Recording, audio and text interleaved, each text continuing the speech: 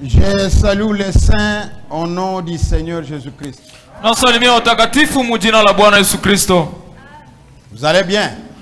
Kwa mzuri? Que le Seigneur vous bénisse. Basi Bwana mibariki.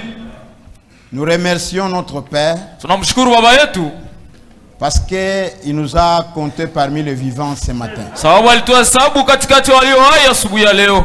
Il y a beaucoup de gens qui étaient comme nous. Kuko watu wengi ambao walikuwa kama sisi. Ils ne sont plus avec nous. Lakini hapa sasa wana nasi tena. Ils sont déjà morts. Wameshakufa. Alors que, comme les frères le disaient, les morts ne louent pas. Japo sasa vile ndugu alikuwa anasema wafu hawaabudu waki, hawasifu waki. Un jour, je suis allé dans une église quelque part. Siku moja nilienda mkanisa moja fasi moja. Je prêchais la parole de Dieu. Nilikuwa nahubiri neno ya Mungu. Il y avait une très grande joie dans la salle. Kulikuwa furaha kubwa mchumba. Quand j'ai dit acclamer pour le Seigneur, wakati nilisema pigeni mikono juu ya Bwana, à la fin du culte, le pasteur m'a grondé sérieusement. Kumwisho wa ibada mchungaji akanitombokea kabisa. Frère, pourquoi tu as dit qu'acclamer pour le Seigneur? Ndugu, je ulisema tumpigie Bwana mikono. Je lui ai dit, mes frères, c'est l'écriture. Nikamwambia ndugu, ni andiko. Oh non, ici chez nous. Akasema hapana, hapa kwetu. Frère, la Bible n'a pas chez lui. Ndugu, Biblia haina na kwabo. Les saints, leur nourriture, c'est les écritures. Watakatifu chakula yao ni neno.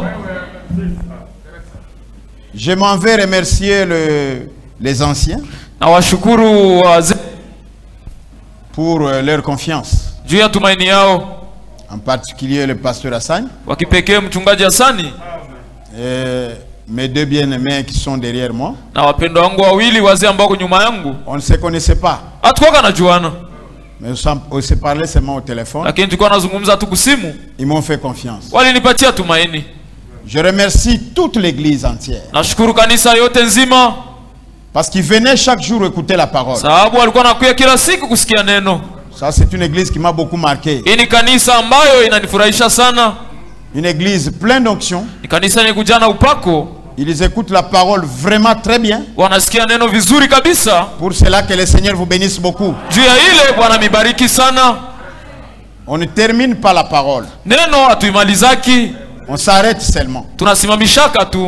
Comme le frère Mané nous venait de dire. Sakisi ndugu maneno anatoka kusema. C'est la nourriture, ça ne s'épuise pas. Ni chakula yenyewe ishaki. Alors aujourd'hui, je vais m'arrêter par ici. Sasa leo tasimamia hapa. Dieu voulant, le mardi, je vais aller à Moba. Mungu akipenda siku ya pili itaenda kumoba. Priez beaucoup pour moi. Muniombee sana. Quand vous prierez dans vos maisons, wakati mtaomba manyumba yenu, souvenez-vous aussi de moi dans vos prières. Munikumbuke vile vile maombi yenu. Restez toujours assis parce que ce n'est pas ce que je vais lire, ce n'est pas notre sujet de ce matin. Mubakie mukiketi sababu J'ai fait itasoma la ina tumbo continuité yetu. de notre prédication là de la semaine. Naendelea muhubiri yetu ya juma iliyopita.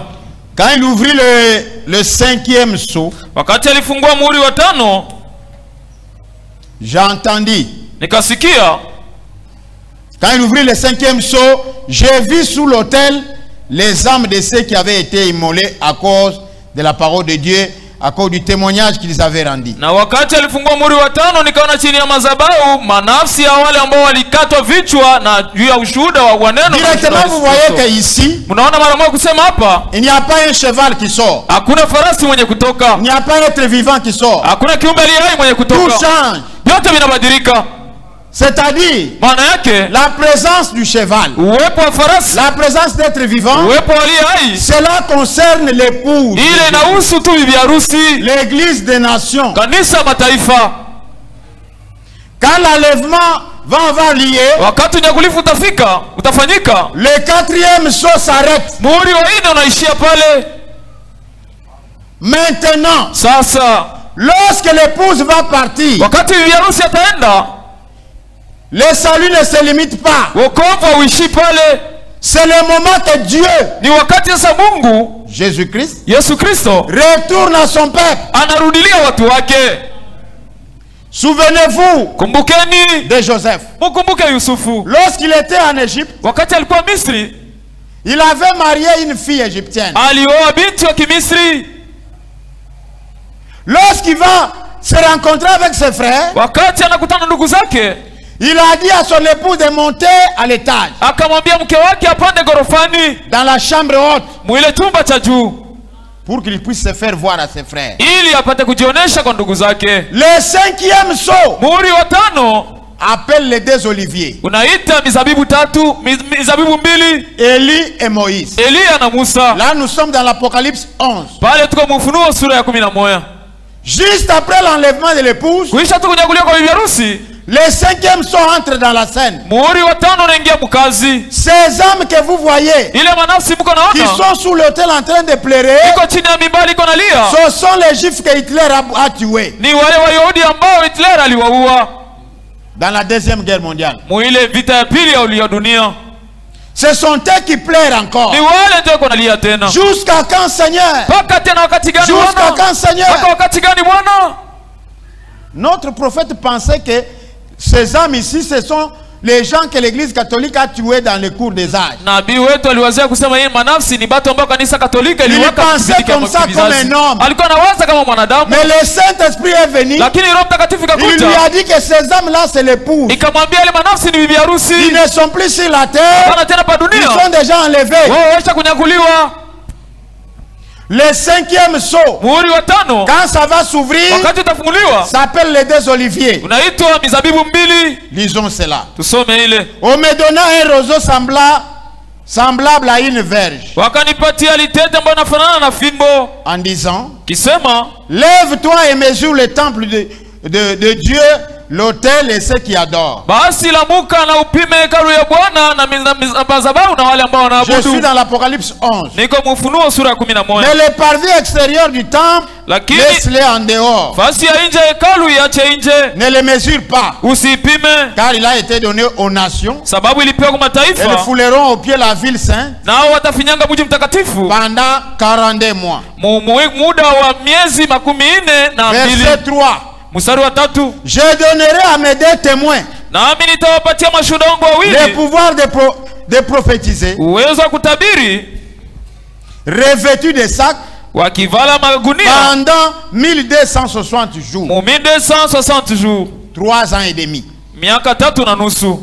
Ça, c'est le cinquième saut maintenant. Hii ni muhuri wa tano. Sasa Juste après l'enlèvement, kuisha tu kunyakuliwa, Dieu Mungu change sa forme. anabadilisha umbo yake. C'est alors qu'il va retourner en Israël Jo pale sasa atarudilia Israeli pour qu'eux aussi puissent avoir la révélation que nous avons maintenant. ili wao nao wapate ufunuo ambao tuko nao sasa, Parce que nous avons une grande révélation. sababu sisi tuko na ufunuo kubwa Que Jésus est le Tout-Puissant. ya kusema Yesu ndiye mwenye uwezo wote. C'est ça le mystère qui a lié la Bible tout entière. Ndio siri ambayo ilifunga Biblia yote, La divinité de Jésus-Christ. Mungu wa Yesu Kristo. Eux ne connaissent pas ça. Wao hawajui ile, Mais quand le septième sceau va s'ouvrir, lakini wakati muhuri wa saba utafunguliwa, c'est alors qu'ils comprendront que ndio pale wataelewa kusema l'homme qu'ils avaient crucifié là, ule mtu ambao walisulubisha c'était leur Jéhovah. ndio alikuwa Yehova wao. Est-ce que vous êtes avec moi? Je mko na mie? Lorsque maintenant ces gens-là vont prêcher, Sasa wakati wale watu watahubiri, ils chercheront l'épouse là-bas, les Élis là-bas. watatafuta wateule bibi harusi kule. Ces Élis-là, Wale wateule c'est les 144 000. ni wale 144,000, 12 000 à chaque tribu. 12,000 mkila kabila. Là, nous sommes dans l'Apocalypse 7. Pale tuko Ufunuo sura ya 5. Leur travail Kazi yao de ces deux ya hommes-là, wale watu wawili, Élie Eliya et Moïse. na Musa. Moïse représente la loi. Musa anawakilisha sheria, Élie représente les prophètes. Eliya anawakilisha nabii. Ils seront là-bas Watakuwa kule avec le même esprit qu'Élie de Tishbit avait amené. na ile roho moja ambayo Eliya mtishiba Parce que alileta, cet esprit doit venir 5 fois. sababu ile roho inapasha kuya mara 5. Il est venu chez Élie de Tishbit. Ilikia kwa Eliya mtishbita, Il est venu chez Élisée. ilikia kwa Elisha, Il est venu chez Jean-Baptiste. ilikia kwa Yohana Il Mbatizaji, est venu chez William Branham. ilikia kwa William Cet Branham. même esprit-là Ile roho moja repartira en Israël itarudia kwa chez Israeli Moïse et Élie kule kwa Musa na Eliya, pour montrer aux enfants ya d'Israël kuonesha wana wa que Israeli l'homme que vous aviez crucifié, ya kusema mtu ambaye il mlisulubisha était votre Dieu. yeye ndiye alikuwa Mungu wenu. Maintenant, Sasa les Élis wateule prédestinés, waliotayarishiwa, les 144 000, wale wa 144,000 croiront cela. wataamini ile, Ils seront scellés wao watapigwa muhuri du Saint-Esprit. wa Roho Mtakatifu. Après cela, Kisha ile On va les tuer. Watawaua Les deux là. wale wawili. Quand on les tue, Wakati wanawaua, le sixième saut entre maintenant. muhuri wa sita unaingia mkazi sasa. Le sixième saut. Muhuri wa sita, Lisons cela. tusome hili. Quand on ouvrit Wakati kafunguli, le sixième saut, wakati muhuri wa sita ulifunuliwa, il y a un grand tremblement. kulikuwa mtetemeko mkubwa. Le soleil devait noir comme un sac de crin. Basi jua itageuka nyeusi, La ligne entière devint comme du sang. mwezi wote ukageuka na kuwa kama damu, Et les étoiles du ciel tombèrent sous la terre. na manyota ya mbinguni ikaanguka duniani, Comme lorsqu'un figuier secoué par un vent violent jette les figues par terre. sawa vile mtini wakati unatingizwa na pepo unatupa majani yake pa dunia. Le ciel se retira Basi mbingu ikajitoa comme un livre qu'on roule. sawa vile kitabu kenye banafunga. Ça, c'est le sixième saut. Huu ni muhuri wa sita. Ne préférez pas voir ça. Wewe usipende kuona hii. Toi, cherche le Saint-Esprit. Wewe tafuta Roho Mtakatifu, Sois prêt. ukuwe tayari. Lorsque Jésus viendra, Wakati Yesu tu atakuja, pars avec. wewe unaenda pamoja Parce naye, qu'après le départ de l'époux, sababu kisha kwenda kwa il y aura bibi, des choses difficiles qui vont tomber sur la kuko terre. vitu vya nguvu sana vitaanguka pa dunia. C'est alors que le sixième saut, après la prédication de ces deux hommes-là, Na njoo pale muhuri wa sita kisha mahubiri ya wale watu après le wawili, scellement de 144 000, kisha kupigwa muhuri kwa wale 144,000. frères, 144 000, ce ne sont pas des nations. Ndugu wa 144,000 haina Comme les mataifa. témoins de Jéhovah disent. Sababu vile mateu wa shule C'est ya Yehova faux. wanasema ni vya bongo. Parce que c'est bien classé. Sababu vile vishachanjwa vizuri. J'ai vu un autre ange qui montait du côté du soleil levant. Nikaona malaika mwingine anapanda nafasi ya juu. Apocalypse 7. Ufunuo sura Il ya cria d'une voix forte akalalamika na sauti aux kubwa. 4 anges à qui il avait été donné de faire du mal à la terre et à la mer. Ule kwa wale malaika wanne ambao walipewa uwezo wa kufanya kutendea vibaya dunia na bahari. Il y a des anges réservés Kuko malaika qui viendront faire le mal ici. watakia kufanya mabaya hapa. Les étoiles dont on parle ici, Hii manyota ambayo qui unazungumzia vont hapa, tomber du ciel. yo itaanguka toka Vous mbinguni. savez c'est quoi? Unajua ni nini? Tous les satellites que les scientifiques ont mis là. Ile ambao wataalamu wa anga za jua walitia kule. Frère Branham dit, Ndugu Branham anasema l'homme a préparé lui-même ce qui va le tuer. mwanadamu alitayarisha yeye mwenyewe kitu cha kumuua. Si vous regardez les satellites, Kama unaangalia vous masateliti, voyez comme des étoiles. unaona kama vile manyota. Ils sont là-bas. Iko kule yulu. C'est l'homme qui a amené là. Ni mwanadamu ndiye Pour alipeleka que kule. lorsque l'épouse va partir, Ili wakati bibi harusi la ataenda, colère de Dieu descend. kasirani ya Mungu Il ishuke. va faire descendre tout ça. Itashusha vile vyote. Et ça deviendra des bombes. Na ile itakuwa Ça mabomu. va brûler le monde. Ile itachoma dunia. C'est ça la grande révélation pour l'épouse. Ile ndio ufunuo mkubwa juu ya bibi harusi.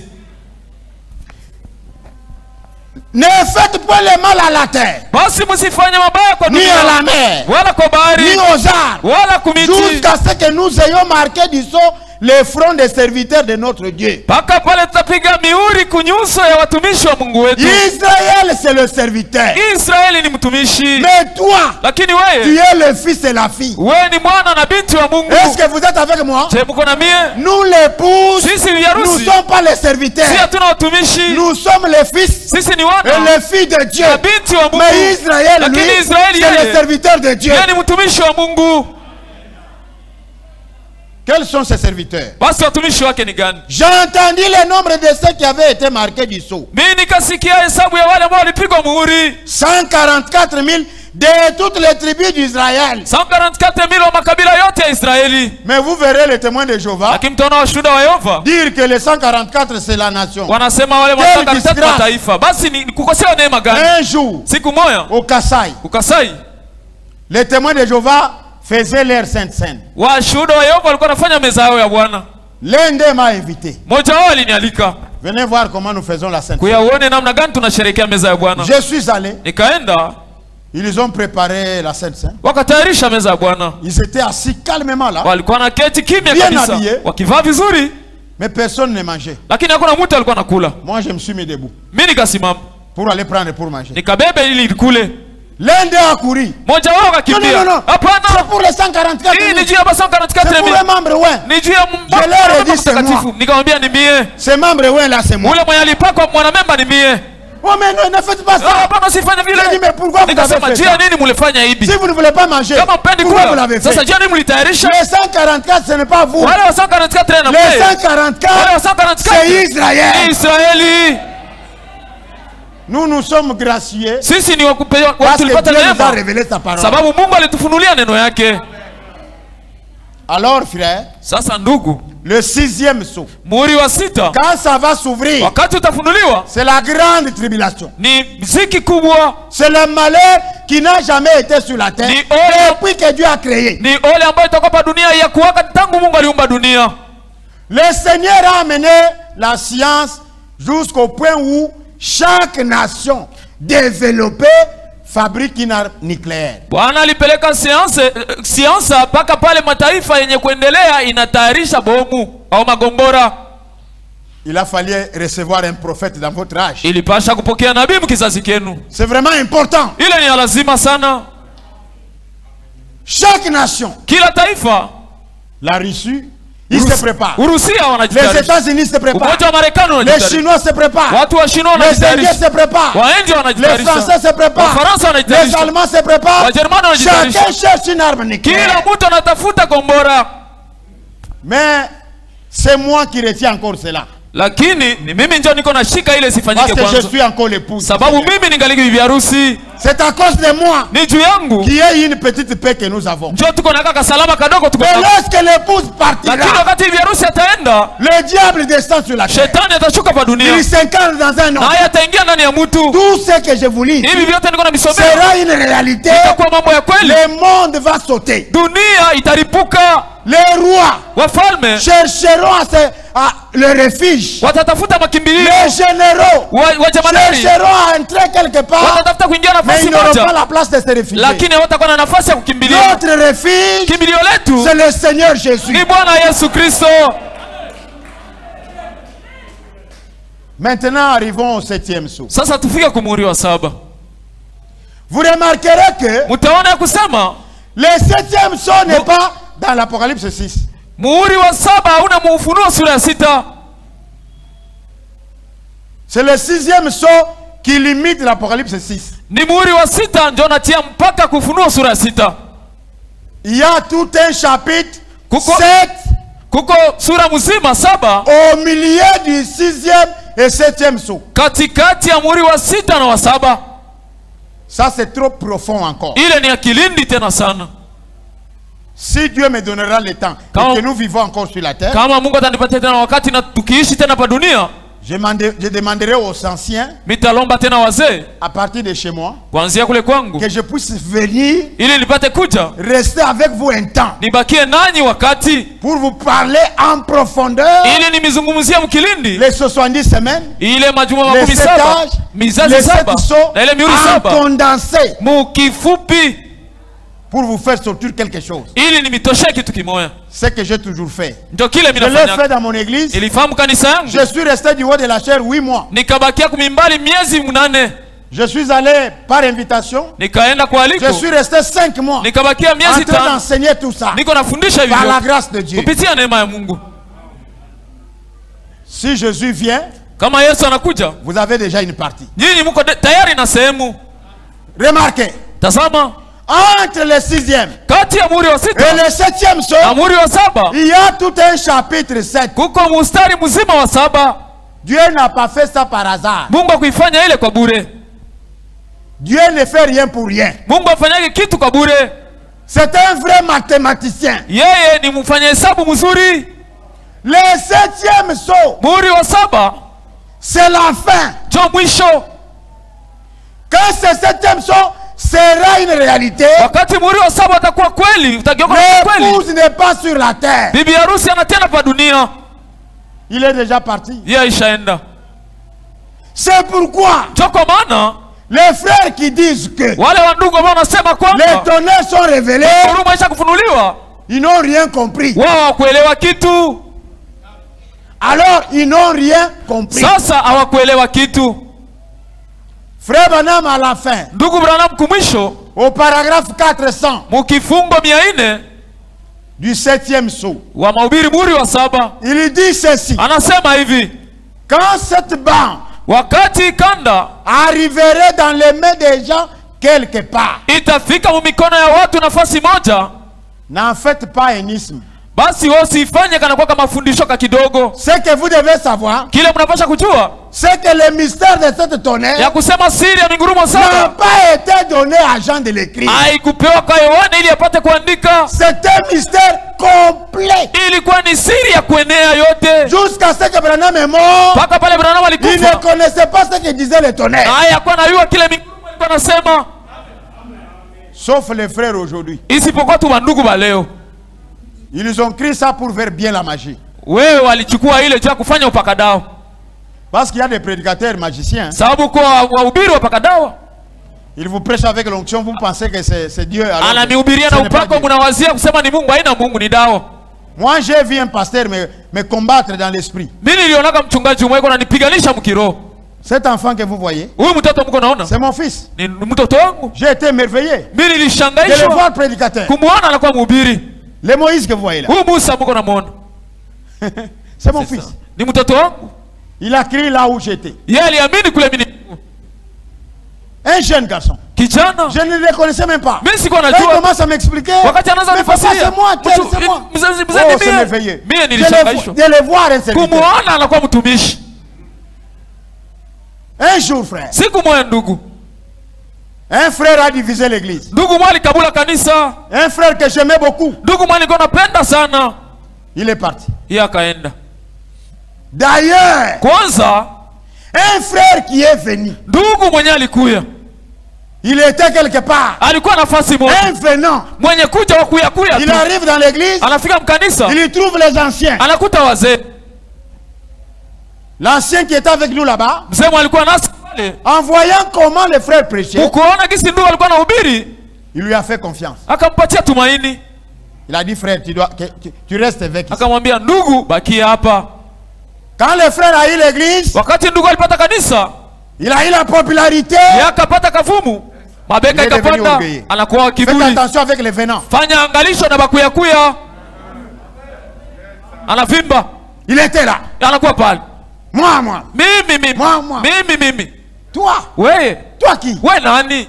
Frère, Ndugu, les moi là. ule umimi, M veut dire ile eme maana yake mauvais. mubaya, O veut dire ile o maana yake orgueilleux. wa kiburi, I veut dire ile i maana yake ignorant. mtu mwenye ajui C'est ça le kitu. moi, non? Jo ile mimi Le mauvais, mubaya, l'orgueilleux, wa kiburi un ignorant. na mtu Il mwenye ne connaît ajui kitu, rien. haujui kitu. C'est lui qu'on doit glorifier. Ule mtu tunapasha kusifu C'est Jésus-Christ. ni Yesu Kristo, Ce n'est pas un homme. haina mwanadamu. L'homme ne peut rien faire. Mwanadamu hawezi kufanya kitu. Frère, ce frère-là, Ndugu, ule ndugu il divise les gens. anakabula batu, Il prend une grande somme. Un grand nombre de anabeba frères. sehemu kubwa ya ndugu anaenda À nao. ce moment-là, j'étais déjà parti. Mule wakati nilikuwa nishaenda, Je ne vivais pas encore là-bas. sikuwa naishi tena pale, J'avais déjà une église quelque part. nilikuwa na kanisa fasi moya. Il faisait le tapage. Yeye akaanza kujitapa. Lorsque Dada viendra, Wakati dada vous atakuja, allez voir, il va me soutenir. utaona atanishikamisha. Celui-là, c'est mon fils. Ule ni ndugu yangu. Je reviens. Nikarudia, Je suis allé le voir. nikaenda kumwona, Je lui dis, monsieur, nikamwambia mwananchi, je ne te connais pas en dehors du message. mimi sikujui nje ya ujumbe. Tu n'es pas reconnaissant. Wewe hauna mwenye shukurani. Comment quelqu'un t'a fait confiance? Namna gani mtu alikupatia Il tumaini, t'établit pasteur. anakutia mchungaji, Après, tu prends les frères, kisha unabeba tu ndugu, sors dans l'église. unatoka napo Et tu mkanisa vas appeler ça l'église. na utaita ile kanisa. L'église ne commence pas avec la division. Kanisa ianzake na makabulano, L'église commence avec la parole. kanisa inaanzaka na neno. Amina. Frère, est-ce que vous êtes avec moi ici? Ndugu, je mko na mimi hapa? Je suis rentré dans notre église, là Nika- où parce que lui, il minimisait là. Nikarudia mkanisa sababu yeye alikuwa anashusha ile kanisa. Sisi Nous avons l'argent, nous. tuko na C'est fedha. nous qui sommes partis avec les frères. Nisija tulienda na bandugu wa fedha. Moi, je suis allé là où était, il n'y avait pas l'argent. Mimi nikaenda kule kwenye kwa Mon fedha. ancienne église. Ile kanisa yangu ya zamani. Bien-aimé. Pendwa. Le frère Olié, Ndugu pahali de voir les choses d'une manière spirituelle, ya kuona vitu mnamna ya kiroho, il est allé louer un ganga pour me tuer. akaenda kuwa mfumu moja ili aniue. Le pasteur de ce message, Mchungaji wa ujumbe il est allé chercher un ganga. akaenda kutafuta mfumu. Et le ngangala, na ule mfumu. un jour je dors, Siku moja niko nalala, je dormais à l'église. niko nalala kwa kanisa. Frère, j'ai vu un songe que je n'oublierai jamais. Ndugu, nikaona ndoto ambayo sitasaulikaka kamwe. Je sors dans ce songe-là. Natoka mwile ndoto, Je rencontre 4 garçons, 3 garçons, nakutana na vijana watatu habillés en t-shirt wakivaa ma t-shirt, avec des jeans tout neufs. wakivaa masuruali ya chini ya Ils moja avaient mpya, les kepso. na walikuwa na makofia. Est-ce qu'il y a quelqu'un qui a les kepso? Je kuko mtu akona kofia hapa? Qui a amené le chapeau, les kepso, kepso. Shafi, Ça y est, vous frère. kofia iko wapi? Donnez ça. Unipatie. Frère, donnez-moi les kepso là. Ndugu, nipatie ile kofia. Diacre. Shemasi, Voilà. Ok, donnez-moi ça. unipatie. Ces jeunes garçons-là, Wale wa dans ces vijana songes-là, mwile ndoto ils portaient les kepso comme ça. walikuwa navala kofia hivi. Luenga. L'un a porté comme ça. Moya akavala luenga, L'autre a porté comme ça. wakavala luenga ya kuachana. L'autre a porté comme ça. Wengine akavala hivi. Ils étaient 4. Walikuwa watatu. Moi, je partais Mimi nilikuwa naenda et venais à ma na rencontre. hao walikuwa nakuja kukutana na mimi. Et les kepso étaient, tout était neuf. Na ile Et makofia les ilikuwa t-shirts, mpya na et ile les jeans, na majini et les kepso vraiment tout na propres. makofia yote ilikuwa safi kabisa. Maintenant, quand je partais à leur rencontre, Sasa wakati nilikwenda kukutana nao, ils se sont divisés. wao wakakabulana. Deux de ce côté, Wawili deux de ngambo l'autre côté. na wawili ngambo. Moi, j'ai dit non. Moi, je ne peux pas entrer. Mimi nikasema hapana, mimi siwezi kuingia kati. Je voulais dévier. Nilipenda kupita pembeni. L'un d'eux m'a dit, Moyo wao nous akaniambia, sommes venus te chercher. sisi Toi, tunakia kutafuta wewe. toi tu te prends qui, toi? Wewe uko najibeba sana Tu vas nani? voir. Utaona Les bagarres. Bukomvi Directement. mara moja. Frère, Ndugu, les bagarres que vous n'avez jamais vues. Bukomvi mwenye muyaonaka. Et 4 mois seuls. Wao waine mie Je moja. les ai tabassés tous. Nikabatandika bote, Ils sont tombés par terre. wakaanguka chini. Quand je retourne pour prendre l'autre direction, Wakati nageuka chia kubeba je kuelekea rencontre wengine, encore 4. nakutana na wengine waine. Ces gens-là d'ailleurs, ils étaient déjà furieux parce que j'avais déjà tabassé. Wale watu waine nao walikuwa na kasirani sababu Je suis nimeshapiga na entré rafiki zao. parmi les 4. Nikaingia Je katika les ai wale, tabassés très fort. nikawapiga nguvu sana, Et ils étaient 12 tous par terre. na wao walikuwa 12 wote chini tabani. À la fin, Kumwisho je n'ai jamais vu un homme comme ça. mimi sionaka mtu wa vile. Cet homme-là avait la taille, donc sa tête, Kichwa kyake alikuwa na urefu, kichwa kyake quand il venait, wakati alikuwa anakuya, sa tête était à ce niveau ici. kichwa kyake kilikuwa mwi kiwango hiki kia ile matala. Son doigt ici, Hii kilole kyake kia mwanzo ici. iko sawa vile hapa. il venait là. Alikuwa anakuya pale. Il a dit quand il était loin, Anasema wakati alikuwa tu mbali, vas voir, wewe utaona leo. c'est moi qui avais envoyé mes Ni petits. mimi ndio nilituma wale Tu les as wadogo. tous battus. Wewe unawapiga wote. Maintenant, j'aimerais que tu puisses me battre. Sasa napenda unipige na mimi. Dans ce songe-là, Mwile ndoto ile j'ai froissé. mie nikasikia nikatetemeka. Ah. Tu dis, ah, Sasa un monsieur comme ça. huyu mwananchi wa hivi. Quand j'ai froissé, Wakati nilitetemeka, moi je suis devenu plus gros que lui. mimi nikaonekana kuwa mkubwa zaidi yake. Quand je deviens plus gros, Na kwa wakati kwa lui mkubwa, venait, moi je partais yeye vers lui. alikuwa anakuya na mimi niko naenda Je kule lui kwa ai kuya. tapé. Nikamtandika. Quand il tombe, Wakati anaanguka, je me réveille. nikalamuka. Ah, Frère, je me réveille. ndugu nalamuka. C'est comme quelqu'un qui a joué le football pendant 90 minutes. Iko sawa vile mtu anacheza mpira Tous les 90 habits, minutes. Manguo même yote. l'endroit où j'étais étalé. Hata fasi ambayo nilikuwa Mouillé. najiolosha yote C'est vinaloana. comme si on m'a versé de Iko l'eau. sawa vile walinimwangia mai. C'est quoi ça? Ni nini? Seigneur, tu connais. Bwana unajua. Je vois que ça, c'est un combat, ça. Naona hii ni vita. 2 jours après, Siku mbili baadaye j'ai vu un frère. nikaona ndugu moya.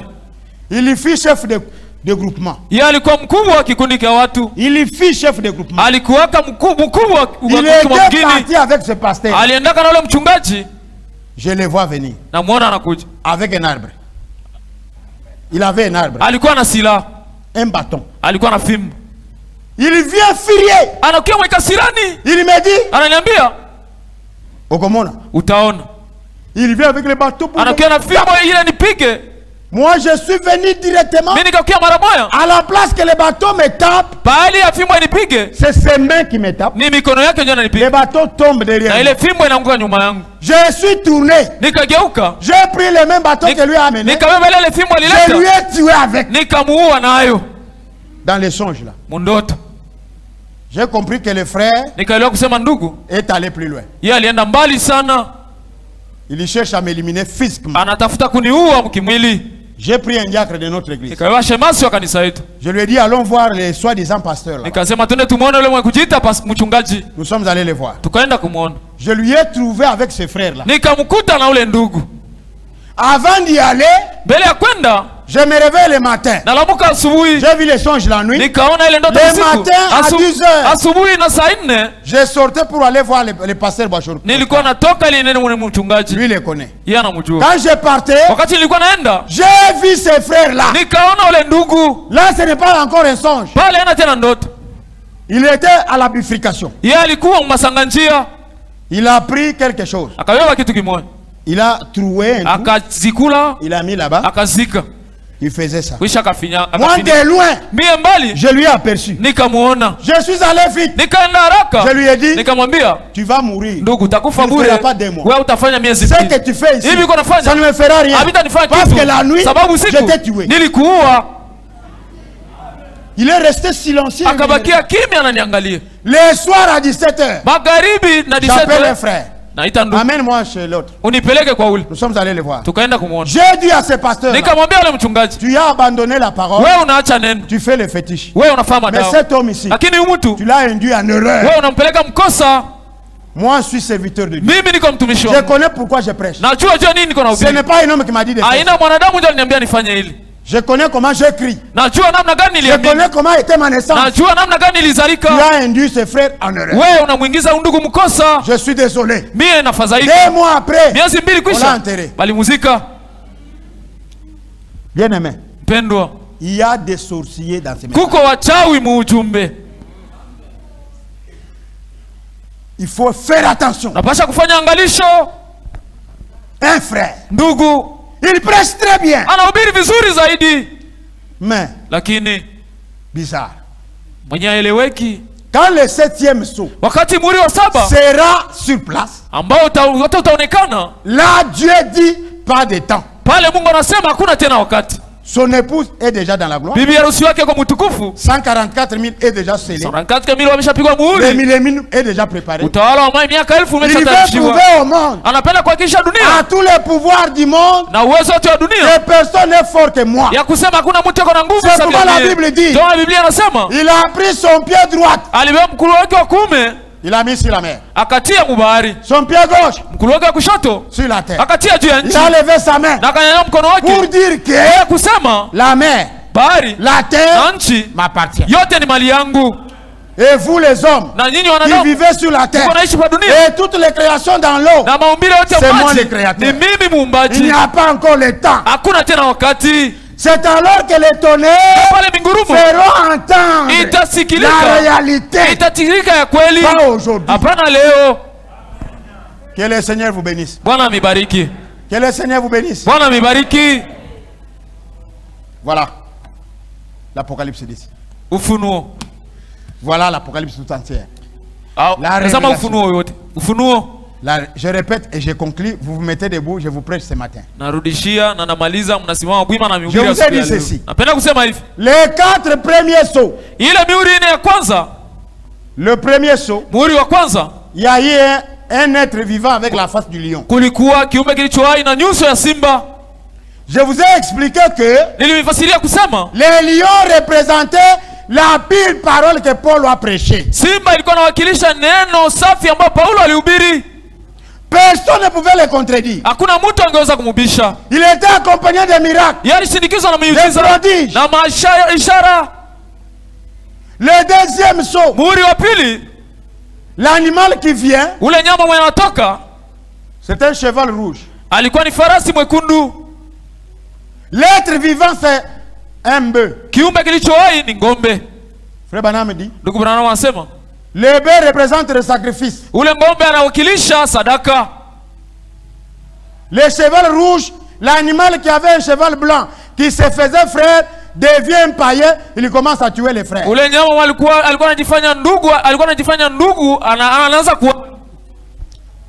On a tué 6 millions de nos frères. Deuxième âge. Troisième âge. Quatrième âge. L'âge le plus douloureux que l'épouse a passé. Et le prophète dit, Na nabii anasema ces gens qui se donnaient pour mourir à cause de Christ, wale watu ambao wanajitosha wauawe juu ya Kristo, leur sang là, c'est ça leur Saint-Esprit. damu yao ile ilikuwa inamwangika njoo yao mtakatifu.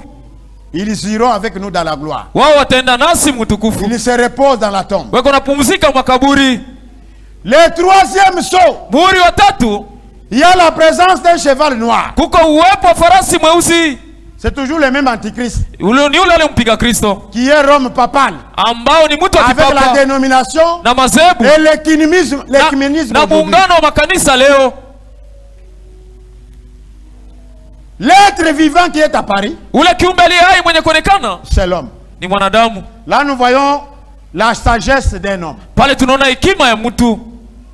Nous voyons Wesley, Tunamwona Wesley, nous voyons Luther. tunamwona Litero.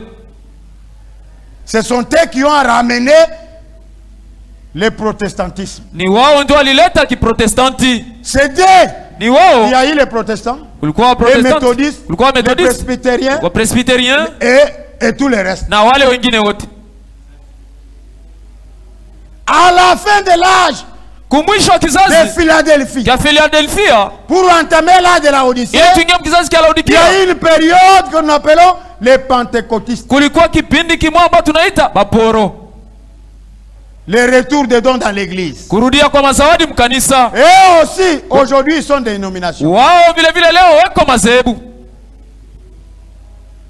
Là, les femmes prêchent. Pale wanawake Il y wanahubiri, a des mamans là-bas, ya de mama, il y a des papas là-bas. kuko bababa na bamama pale, Vous les voyez là. mko na baona pale.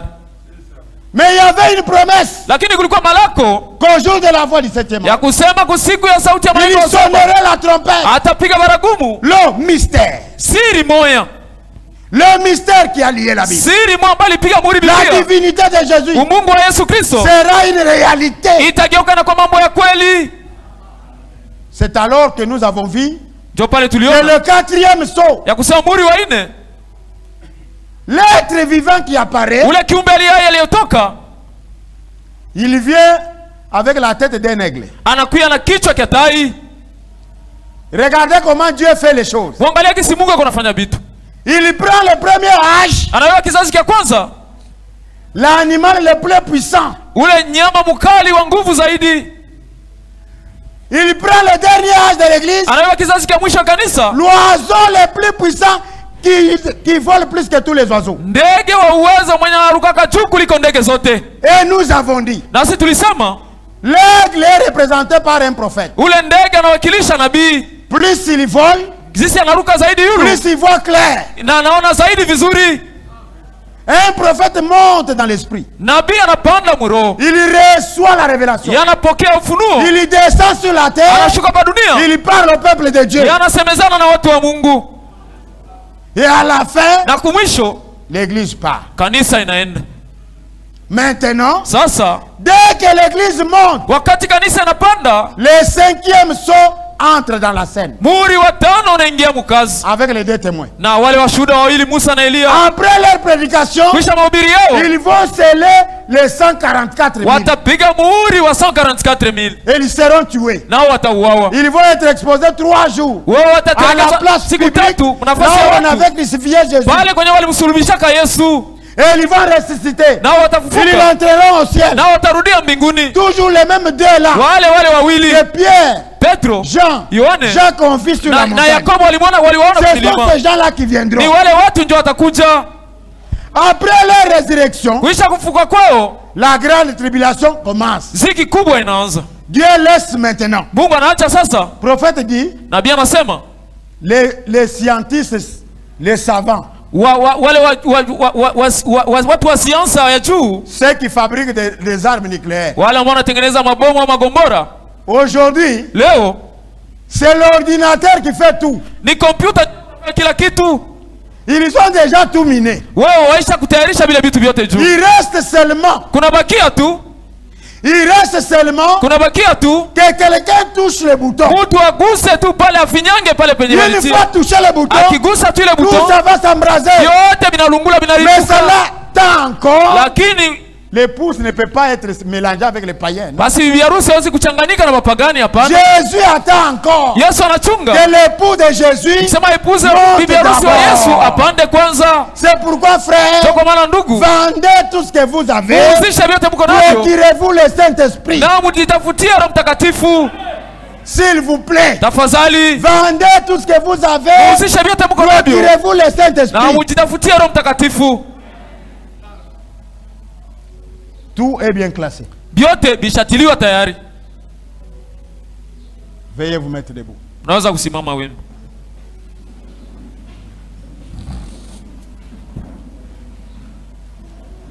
On peut chanter. Unaweza kuimba.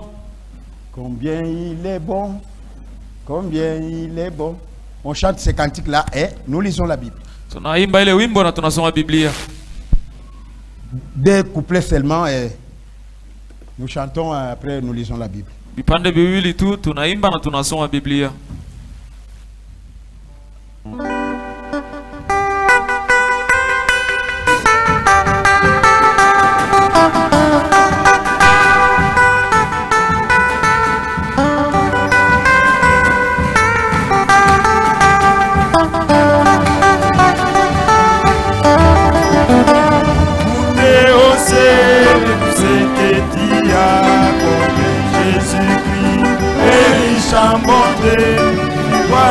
Des hommes, des bétails, des champs, et les caries. Ah oui, combien Jésus, il est bon, Jésus, il est bon, alléluia. Ah oui, combien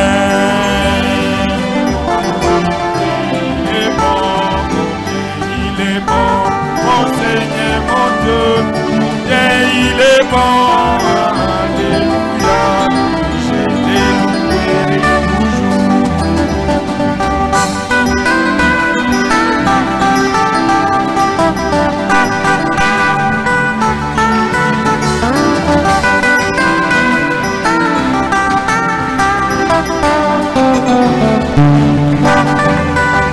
Il nous a créés pour éternel, mais nous avons péché et avons tout perdu. Dans sa bonté, il s'est décida de nous ramener. Ah oui, combien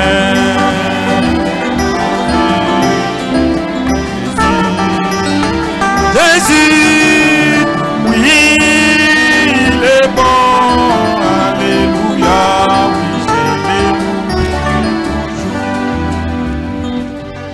Nous prendrons nos Bibles Tabema Biblia zetu. dans Luc chapitre 7. Tutasoma kitabu cha Luka sura ya 7. Nous allons lire à partir du verset 36. Taanza kusoma kuanzia mstari wake wa 13 À partir de ce verset que nous allons prendre le petit titre que je vais vous parler ce matin dans quelques minutes et nous sortons. na kuanzia pa ile mstari ndio tutachukua tungo moja kidogo ambayo tumezungumzia asubuhi ya leo kisha tunatoka. La Bible dit ceci. Biblia inasema hivi. Un pharisien pria Jésus de manger avec lui. Mtu mmoja Farisayo akamsihi Yesu apate kula naye. Jésus entra dans la maison du pharisien et s'est mis à table. Yesu akaingia katika nyumba ya yule Mfarisayo akaketi chakulani. Et voici une femme pécheresse qui se trouvait dans la ville ayant su qu'il était à table dans la maison du pharisien. Na tazama mwanamke mmoja wa mji ule aliyekuwa mwenye dhambi alipopata habari ya kuwa ameketi chakulani katika nyumba ya Mfarisayo, apportant un vase d'albâtre plein de parfums. alileta chupa ya marimari yenye manukato. Et s'étend derrière, au pied de Jésus, elle pleurait. Akasimama nyuma karibu na miguu ya Yesu akilia. Et bientôt, elle lui mouilla les pieds de ses larmes. Akaanza kulobanisha miguu yake na machozi yake. Puis les essuya avec ses cheveux, les baisa et les oignit du parfum. Kuisha akaipanguza kwa nywele zake za kichwa chake, akaibusubusu miguu yake na kuipaka yale manukato. Le pharisien qui l'avait invité, voyant cela, Basi Mfarisayo aliyomwandika akaona maneno hayo, dit en lui-même, Akasema yeye Si mwenyewe, cet homme était prophète, kama mtu angekuwa nabii, il connaissait qui et de quelle espèce est la femme qui le touche. angejua ni nani na aina gani ya mwanamke ndio anamgusa. Il connaîtrait que c'est une pécheresse. Angejua ya kusema ni mwanamke mtenda dhambi. Jésus prit la parole et lui dit, Yesu akasema, ce pharisien s'appelait Simon. ule mfarisayo jina lake alikuwa ni Simoni. Simon, Simoni, j'ai quelque chose à te dire. niko na neno la kukwambia. Maître, parle, répondit-il. Akasema, mwalimu, nena. Un créancier avait deux débiteurs. Mtu mmoja alimkopesha aliyekuwa na wadeni wawili. L'un d'eux devait 500 deniers Mmoja wao awidai dinari 500 et l'autre 50. na wa pili 50. Comme il n'avait pas de quoi payer, Kwa vile hakukuwa na cha kulipa, il les remis à tous les deux leurs dettes. wote wawili akawapatia, aliwasamehe. Lesquels l'aimera plus? Basi ni nani atampenda zaidi? Simon répondit, Simoni akajibu, celui qui, je pense, auquel il a plus remis. Jésus lui dit, tu as bien jugé. nadhani ni yule ambaye aliyemsamehe nyingi. Yesu akasema, umeamua mzuri. Puis il se tourna vers la femme Kisha akamgeukea yule mwanamke et dit à Simon, akamwambia Simoni, vois-tu cette femme? unamwona huyu mwanamke? Je suis entré dans ta maison. Niliingia nyumbani mwako, Tu ne m'as point donné de l'eau pour laver mes pieds. au kunipa maji ili nioshe miguu yangu, Mais elle, bali yeye elle a mouillé de ses larmes. yeye ameipaka machozi avec yake ses cheveux. na ameipanguza na nywele Tu zake. ne m'as point donné de baiser. Wewe kunibusu, Mais elle, lakini yeye depuis que je suis entré, tangia elle niliingia, n'a point cessé de me baiser les pieds. yeye haacha kunibusu miguu yangu. Tu ne m'as point versé d'huile Wewe kunipaka mafuta sur ma tête. kichwa changu, Mais elle, lakini elle a yeye versé du parfum sur mes pieds. yeye anapaka manukato miguu. C'est pourquoi Ndio kwa maana je te l'ai dit, nakwambia ces nombreux péchés dhambi zake nyingi ont été pardonnés. zimesamehewa. Oh Dieu Tout-Puissant, Oh Mungu mwenye uwezo wote, tu mérites la louange. unastahili sifa, Tu mérites la gloire. unastahili utukufu. Pour commencer, Dieu, Juu ya kuanza, Mungu pardonne nos péchés. utusamehe dhambi zetu. Nous ne sommes pas dignes, Seigneur. Si hatustahili Bwana, Nous sommes incapables. sisi hatuna uwezo. Toi, l'auteur de cette parole, We mwanzilishi wa ineno, descends. shuka, Enlève l'homme sur la scène. tosha mwanadamu mkazi. Ouvre l'entendement spirituel de mes frères et sœurs. Ngua usikilivu wa kiroho ndugu zangu na dada zangu. Bénis notre pasteur là où il est. Bariki mchungaji wetu kuleko, Bénis les anciens, bariki wazee, les diacres, washemasi, les administrateurs, wazamini, les interprètes, watafsiri, la chorale, kwaya, le directeur des chants, kiongozi wa nyimbo, les moniteurs de l'école de walimu dimanche. wa masomo ya inga ya watoto. Mon frère et ma soeur, Ndugu yangu, dada yangu, tous, Seigneur, wote Bwana, nous avons besoin de ta présence. tuko na lazima uwepo wako. Descends maintenant. Shuka sasa, Parle à ton peuple semezana na watu wako au nom du Seigneur Jésus. mujina la Bwana Yesu, Amen. amen. Que le Seigneur vous bénisse. Basi Bwana mibariki.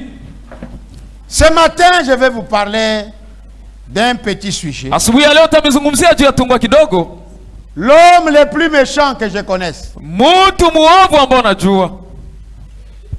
C'est ça mon sujet ce matin. Ndio tungwa yangu ya asubuhi ya leo. Une fois, j'étais à Kolwezi. Siku moja nilikuwa Kolwezi, Je suis allé, après avoir prêché à Kolwezi, nikaenda kisha kuhubiri Kolwezi, je suis allé en Zilo. nikaenda Kuziro. Pour ceux qui connaissent ce côté-là, Voilà. Zilo, c'est un centre là où il y a l'hydroélectrique. Wale wanajua ile ngambo huko centre hydroelectrique.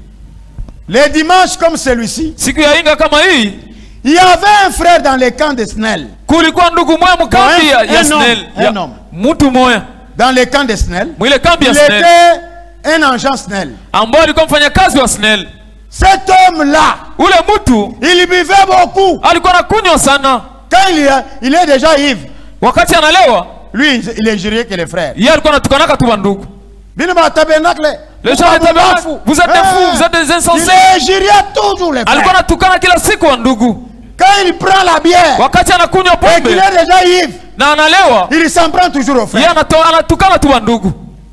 Mais un jour, Lakini siku moja le monsieur s'appelait Simon. ule mwananchi jina yake alikuwa ni Simoni.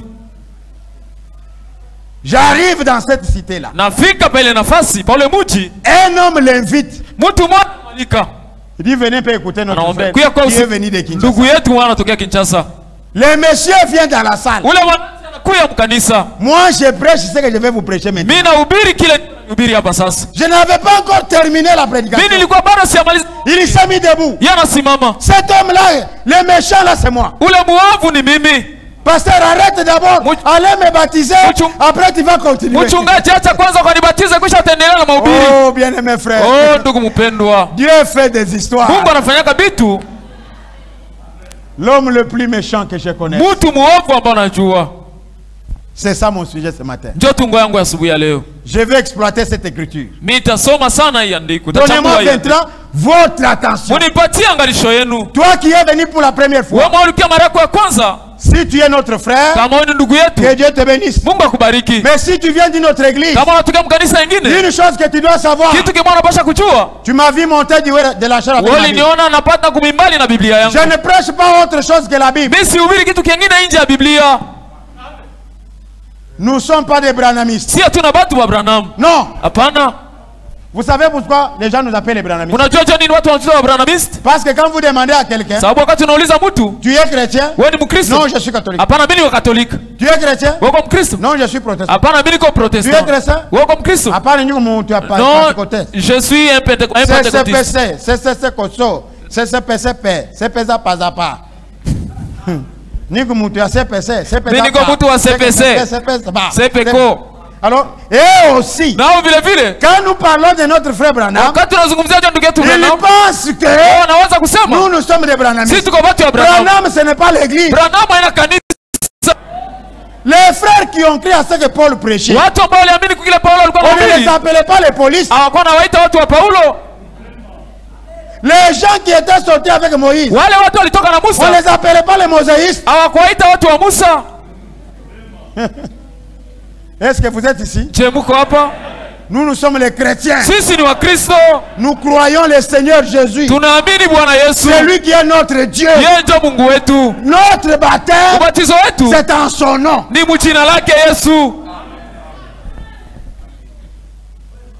Alors toi qui es venu pour la première fois, écoutez-moi attentivement. Lorsque le Seigneur est venu, toutes les promesses de la Bible, en commençant par Moïse, Moïse un jour, il dit, votre Dieu vous enverra un homme comme moi. Écoutez-les. Celui qui ne l'écoutera pas sera exclu. Le juif, assis comme vous êtes là, ils ont écouté l'écriture comme ça. Deutéronome. Ils ont crié. Ils ont dit Amen. Le temps passe. Esaïe vient. Il s'écrit. Un enfant nous est né. Un fils nous a été donné.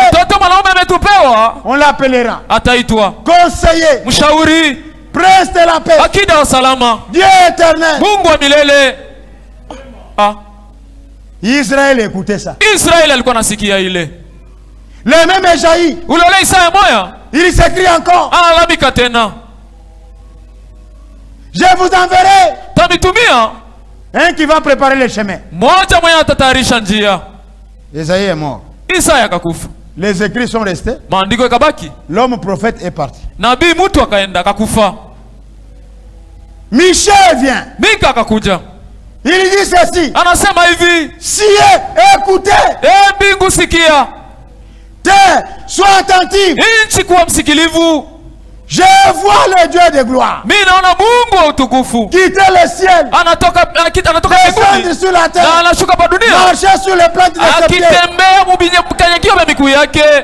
Israël écoutait. Ça y est dans l'écriture. Malachi vient.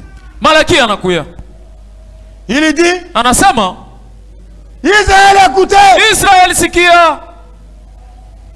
Dieu enverra d'abord un homme atatuma kwanza mtu pour préparer ili atayarishe son chemin. njia yake. Soudain, Kwa ghafla l'ange de l'alliance malaika wa agano que vous désirez ambao mnaona tamania entrera dans son temple. ataingia mwekalu yake.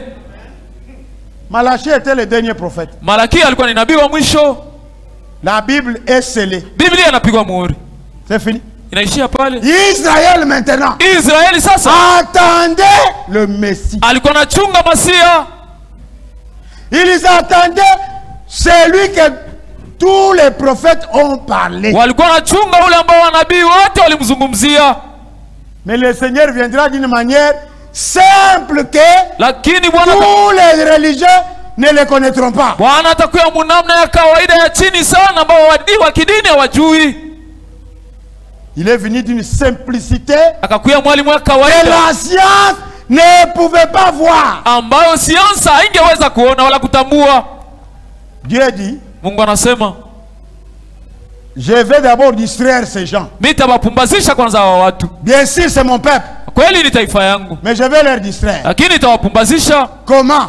Namna gani? Je vais mettre l'écart. Mitatia Une écart tatia kipindi de 400 ans ya miaka 400 sans leur envoyer un prophète. bila kuwatumia nabii. Parce que pour Israël, Sababu kwa Israeli Dieu parle qu'aux prophètes. Mungu anasemezana na Même wanabii. ce matin, Hata ils asubuhi ya ne leo peuvent pas croire n'importe quoi. hawawezi kuamini izuru nini. Ils attendent un prophète. Wanachunga nabii. 400 ans après, Miaka 400 kwisha ils sont restés dans l'histoire. wakabakia muhistoria.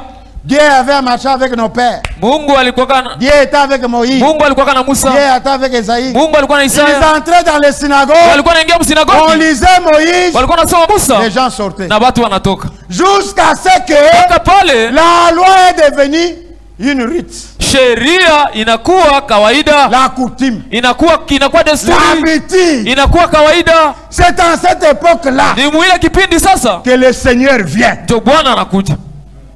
Tous aveugles. Wote vipofu. Ils s'accrochent seulement. Moïse nous a dit. Wanajabatanisha Moïse nous Musa a dit. alituambia. Comme beaucoup de gens font aujourd'hui. Jinsi watu wengi wako nafanya leo. Ils ne savaient pas que Hawako najua kusema ce que Moïse avait déjà parlé kile Musa alisemaka est devenu un homme Jésus. inakuwa mtu sasa Yesu. Parce que la présence de Jésus Sababu uwepo wa Yesu en Israël ce jour-là, ku Israeli ile siku c'était l'accomplissement de l'Ancien Testament. ilikuwa ni kutimilika kwa agano la kale. Donc les Écritures étaient devenues l'homme. Ni kusema maandiko ikageuka inakuwa mtu. Le premier homme, Mtu wa kwanza, le premier groupe ile kikundi cha kwanza qui va s'attaquer à Jésus, ambayo itamshambulia Yesu ce sont des pharisiens. ni Wafarisayo. Ils se prenaient au-dessus de la mêlée. Walikuwa wanajibeba zaidi ya juu ya watu. Ils se croyaient des saints. Walikuwa kusema Ils ne pouvaient jamais manger avec un pécheur. abangeweza kamwe kula na mtenda zambi. Ils étaient à part. Wao walikuwa ni watu wa kipekee. Ils se voyaient des saints. Walikuwa wanajiona wao ndio watakatifu, Mais ils ne comprenaient pas les Saintes Écritures. lakini hawakuwa naelewa maandiko matakatifu. Jésus vient. Yesu anakuya. Il leur dit, Akawaambia, vos pères, baba zenu ils ont mangé de la manne walikula mana dans les déserts. mujangwa. Tous sont morts. Wote walikufa. Moi, Mimi je suis le pain ni mkate qui est descendu du ciel. ambao ulishuka toka mbinguni. Celui qui va me manger, Ule mwenye atanikula il aura la vie éternelle. atapata uzima wa milele. Petit, Wewe bwana mdogo, ça veut dire quoi? maana yake nini? Toi, tu es le pain Wewe ni mkate qui est descendu du mwenye ciel. unashuka toka mbinguni. Que si on te mange, toi, Ya kusema kama tunakukula wewe, personne ne peut pas voir la mort. hakuna mtu ataona kifo. Toi, tu n'es pas quand même plus qu'Abraham Wewe upite Abrahamu. ou tous les prophètes qui sont morts. Hawa wanabii wote walikufa. Tu te prends à être qui, toi? Wewe uko unajiwazia kuwa nani wewe? Jésus les regarde. Yesu akawaangalia. Il leur dit, Akawaambia, Abraham, votre père, Abraham baba yenu a tressailli la joie alisikia na quand il furaha. m'a vu chez lui. Aliruka na furaha wakati aliniona Il kwake. s'est réjoui. Yeye alifurahika. Oh, Ah, Petit. Wewe bwana mdogo. Toi tu n'as pas 40 ans. Wewe unaweza hata miaka hivi. Quand est-ce que tu as vu Abraham? Sasa wakati gani ulimwona Abraham? Jésus leur dit. Yesu akamwambia. En vérité. Kwa kweli. En vérité. Avant qu'Abraham fille. Mbele Abraham akue. Moi je suis. Mimi niko. Amina. Ce petit ici. Huyu bwana mdogo huyu. Ce n'est pas l'enfant de Marie. Haina mtoto wa Maria. D'ailleurs, il est né en dehors du mariage. Kwanza alizalika nje ya ndoa huyu. C'est un enfant bâtard. Huyu ni haramu mtoto. Toi tu dis que sasa tu nous embrouilles. Wewe uko natuvuruga bichwa. Les principaux sacrificateurs. Wakuhani wakuu. Les abbés. Les représentants. Les papes. Les cardinaux. Sont allés dans la réunion. Wote wakaenda mkusanyiko. Comment vous trouvez les messieurs? Sasa bwana mdogo mnamuona je? Parce que il parle avec autorité. Sababu eko nasema na mamlaka yote. Il s'est fait égal à notre Dieu. Yeye eko najiambatanisha, eko najisawanisha na Mungu wetu. Il doit mériter la mort. Yeye anastahili kifo. Leur Dieu. Mungu wao. Dieu les a aveuglés. Mungu aliwapofusha. Pour que moi et toi nous puissions savoir la réalité. Ili mimi na wewe tupate kujua kweli. Aujourd'hui nous avons toute la révélation. Tuko na ufunuo wote. Qu'ils ne connaissent pas. Ambao wao hawajui. Sisi paka asubuhi leo. Wao hawajui kitu. L'épouse, c'est l'épouse chérie, non? Ni bibi harusi mpendwa. Oui. Ndio. On aime la femme. Quelqu'un aime sa femme plus que ses frères. Mwanaume anapendaka mke wake kuliko ndugu zake. Ndio.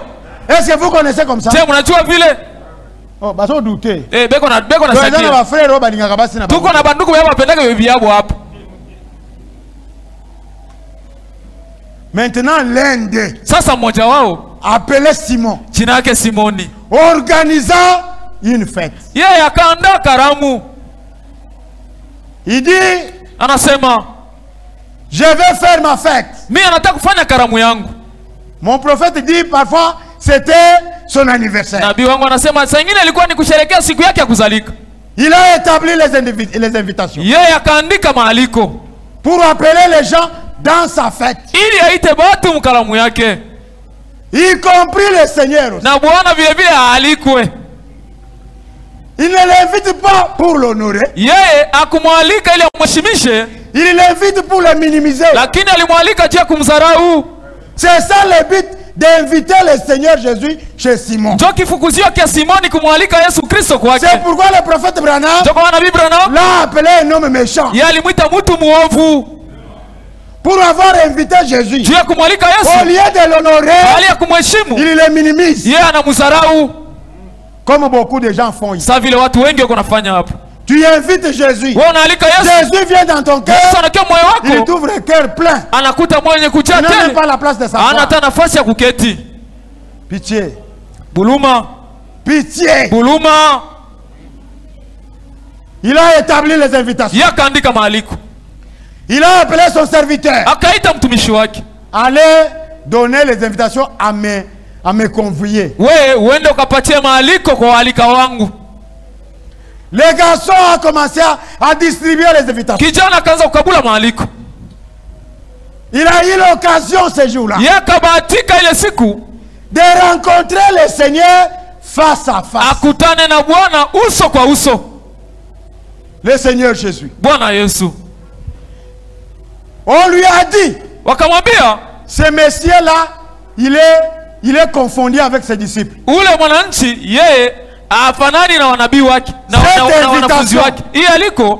Ne le donne pas à Pierre. Ne le donne pas à Philippe. Ne le donne pas à Jacques.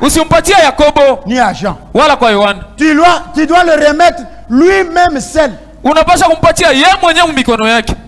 Le garçon a marché. Il a marché. Il a demandé, l'homme de Galilée, il est dans quelle cité?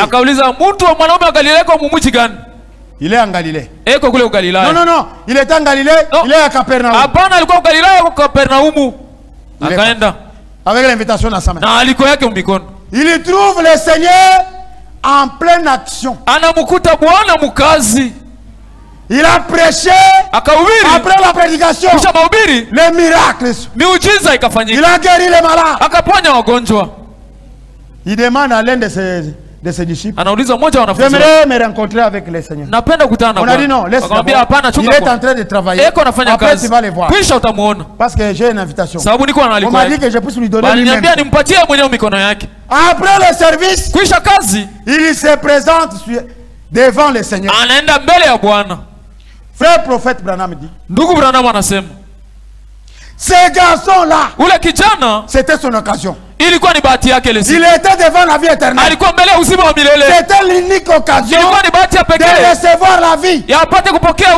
Mais il ne s'intéressait pas à la vie. Ce qui l'intéressait, chanter. Ce qui l'intéressait, l'argent. Ce qui l'intéressait, le travail. Honte à toi. Tu iras où avec l'argent? Que servirait-il à un homme de gagner le monde si son âme est perdue? Seigneur, on m'avait envoyé. Ton invitation est là. Le Seigneur lui a dit merci. C'est quand samedi? À quelle heure? 17h. Ça va, je viendrai. Merci beaucoup. Il rentre. Il trouve son patron. Chef, je lui ai remis lui-même seul. Je lui ai donné à sa main propre. Est-ce que c'était lui? Oui, c'était lui. Est-ce qu'il a ressuscité un enfant? J'ai vu moi-même. Tu as bien fait. Le samedi arrive. On cherche une salle. On arrange la salle pour recevoir les invités. En Israël, il y avait un homme qui travaillait un travail le plus bas. On l'appelait laquais. Celui qui reste à la porte. Il lave les pieds des gens. Et le laquais était. Le premier invité entre. On le reçoit. Soyez les bienvenus. Il était le maire de la ville. Soyez les bienvenus. On l'a lavé les pieds. On l'a essuyé. On l'a parfumé. On l'a fait entrer dans la salle. Tu vas prendre quel goût? Je vais prendre tonton Skol. On lui donne tonton Skol. L'autre vient. On le lave les pieds. On les suit. On les perfume. On les fait entrer dans la salle.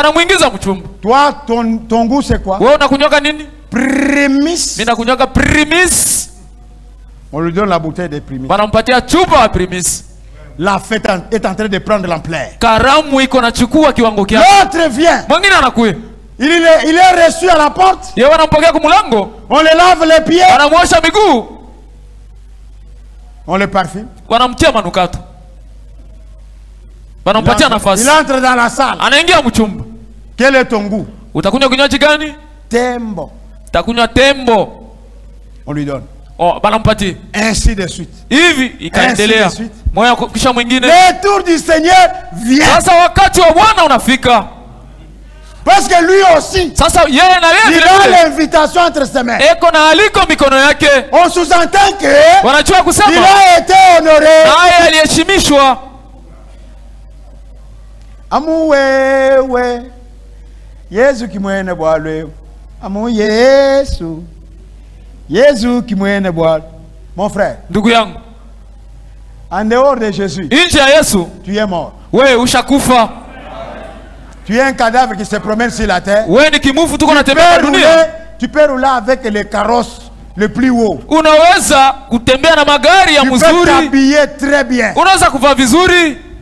Rappelez-vous, un jour Frère Branham, il entre dans un musée. Il regardait les choses. Il regarde les prix. Il regarde la chose. Mais il trouve le corps d'un homme.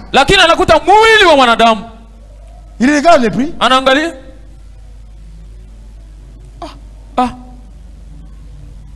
0,36 centimes. 0,36 centimes. Ah. Ça c'est quoi ça? Mais le poulet a $1. Lakini poulet iko na dola moja. Mais le corps humain, lakini mwili wa mtu, la viande d'un homme de 75 kilos, ya 75 0,0. Il se demande, anajiuliza, Seigneur, Bwana, l'homme n'a pas de valeur comme ça. Mtu ana bei hivi? Même le poulet a la valeur. Hata poulet iko na bei. La vision de ça. Onyo na shuka. Dieu lui dit, Mungu anamwambia, dans ces zéros là, mwile 0,070, mwile 0,017, j'ai mis l'âme qui a la valeur de 10 000 mondes. Nilitia nafsi yenye kuna bei ya 10,000 dunia. Alors que nous avons qu'un seul monde. Japo tuko na dunia moja. Mais toi, ton âme, lakini wewe nafsi yako a la valeur de 10 000 mondes. Iko na bei ya madunia 1000. Mais vous verrez, lakini utaona la chair qui n'a pas de valeur, hii nyama yenyewe na bei, ezako tuata $1 te. Haina hata bei ya dola moja. Mtu asombi soulier à $1000. Mtu anauza kilato kwa $1000. Veste à 2000. Veste ya 2000 anavaa. Cravate à 500. Cravate ya 500 anavaa. Chemise à $200. Chemise à $500 anavaa. Atie likolo ya 0,023 de 23. Anatia yulu ya 0,70. Frère, écoutez. Ndugu sikia. L'âme a beaucoup de valeur. Nafsi iko na bei sana. Le Seigneur vient. Bwana anakuja. Il arrive à la porte. Anafika kwa mlango. Il méritait d'être lavé. Alistahili na yeye aoshwe miguu. Parce qu'il était invité. Sababu na yeye balimwalika. Il méritait d'être parfumé. Alistahili na yeye bamtie manukato. Il méritait la chaise dans la salle. Alistahili kiti mchumba. Parce qu'il était invité. Sababu na yeye alialikwa. C'est parce que l'homme qu'il avait invité ne l'avait pas invité pour l'honorer. Lui n'a pas mérité d'être lavé. Laquelle c'est comme s'il ne voyait pas une personne. Il a commencé à dire à son intérieur, les chefs aussi, ça c'est un homme à inviter vraiment. Il ne fallait pas quand même inviter un tel homme. C'est pas possible. Il n'a pas été lavé les pieds. On ne l'a pas essuyé. On ne l'a même pas parfumé. La Bible dit, Jésus est entré dans la salle, il se débrouilla. Il est allé s'asseoir sur un tabouret.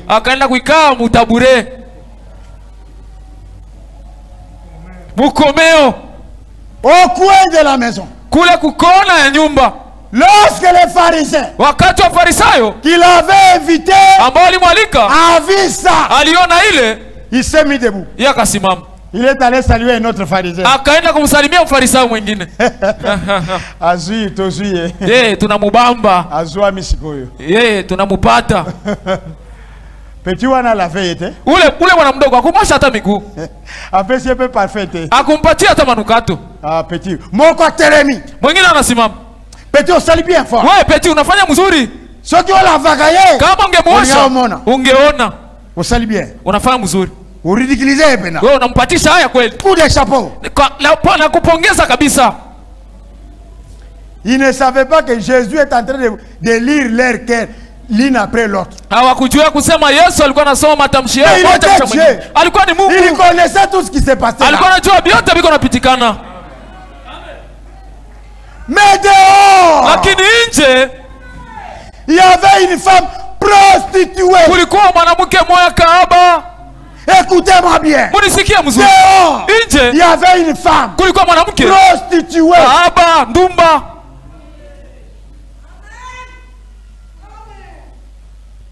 Méprisée de tout le monde. Mwenye kudharauliwa na watu wote. Il ne pouvait même pas manger avec les pharisiens. Angeliweza hata kula na wafarisayo meza moja. Les pharisiens ne s'intéressaient pas à une prostituée. Wafarisayo hawakuwa naangalia kwa ule kahaba. Elle n'était pas invitée. Naye hakualikwa. Elle était dehors. Yeye alikuwa nje. Elle ne pouvait pas s'asseoir parmi les pharisiens. Angeweza kuketi katikati ya wafarisayo. Mais elle était la fille de Dieu. Lakini alikuwa binti wa Mungu. Elle était la semence d'Abraham. Alikuwa mbegu wa uzao wa Abraham. Malgré sa prostitution. Dieu entra dans son cœur. Dieu s'est révélé à la femme. Dieu a ouvert les yeux de la femme. La femme a vu que le seul qui peut me pardonner, c'est ce monsieur qui est minimisé là. Ce matin, le seul qui peut te pardonner, c'est le Seigneur Jésus. Même si tu as tué autant de gens, même si tu as commis adultère avec 1000 hommes, ce matin, la Bible dit, même si vos péchés sont rouges comme de la cramoisi, je les rendrai blanches comme de la neige. Qu'est-ce que je vais faire pour arriver là où il est? Moi je suis prostitué. Ces gens-là se disent qu'ils sont saints. Les pharisiens. Comment ils peuvent minimiser le Créateur? Seigneur, aide-moi. Elle est allée dans la boutique. Demander le parfum le plus cher. Rappelez-vous que Judas Iscariote, à cause de ses parfums, il avait beaucoup regretté. Il y a des Judas ici. Mais cette femme, il pouvait nous donner les parfums là. On vend pour donner aux pauvres. Pour gaspiller. Pour verser ça sur les pieds de Jésus. Quand vous voulez donner à quelqu'un quelque chose, ne lui donnez pas quelque chose de faux.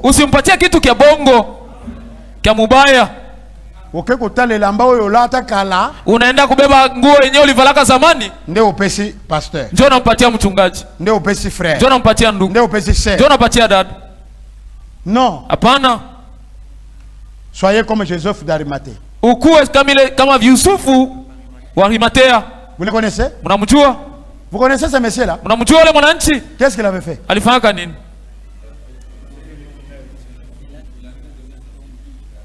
Voilà. Il est allé acheter parmi les rois. Ça coûtait extrêmement cher. Il a pris le corps du Seigneur. Il l'a enterré dans son sépulcre. Cette femme-là, une pécheresse, dehors, elle est allée acheter le parfum le plus cher. Plus que les parfums que les laquais gardaient à la porte. Voilà. Comme Jésus était Dieu, il a aveuglé tout le monde pour que la femme entre. Il va aveugler tous ceux qui te poursuivent dans la sorcellerie. Il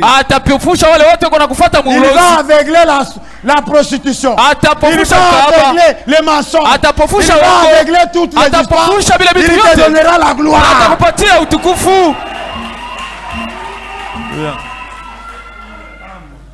Les pharisiens,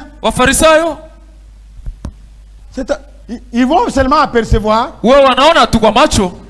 la femme au pied de Jésus. Ils se disaient les uns les autres, s'il était un prophète, il pouvait savoir que cette femme c'est une prophète.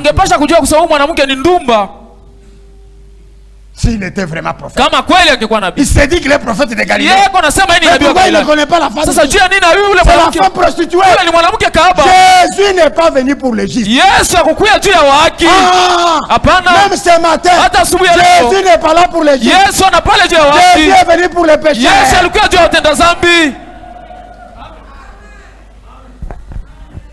La femme pleurait.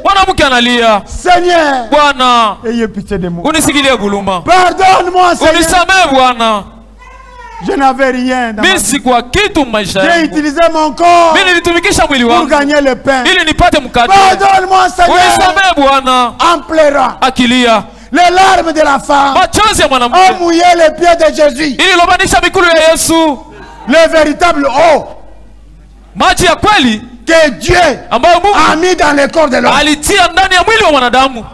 Cet homme magnifique a lavé les pieds du Seigneur. Iliosha miguu ya Bwana. La femme utilise ses cheveux. Mwanamke anatumikisha nywele comme les humains. Sa vile Elle a essuyé. Akapanguza. Elle entre dans son petit sac. Anaingia mukasako shika kadogo.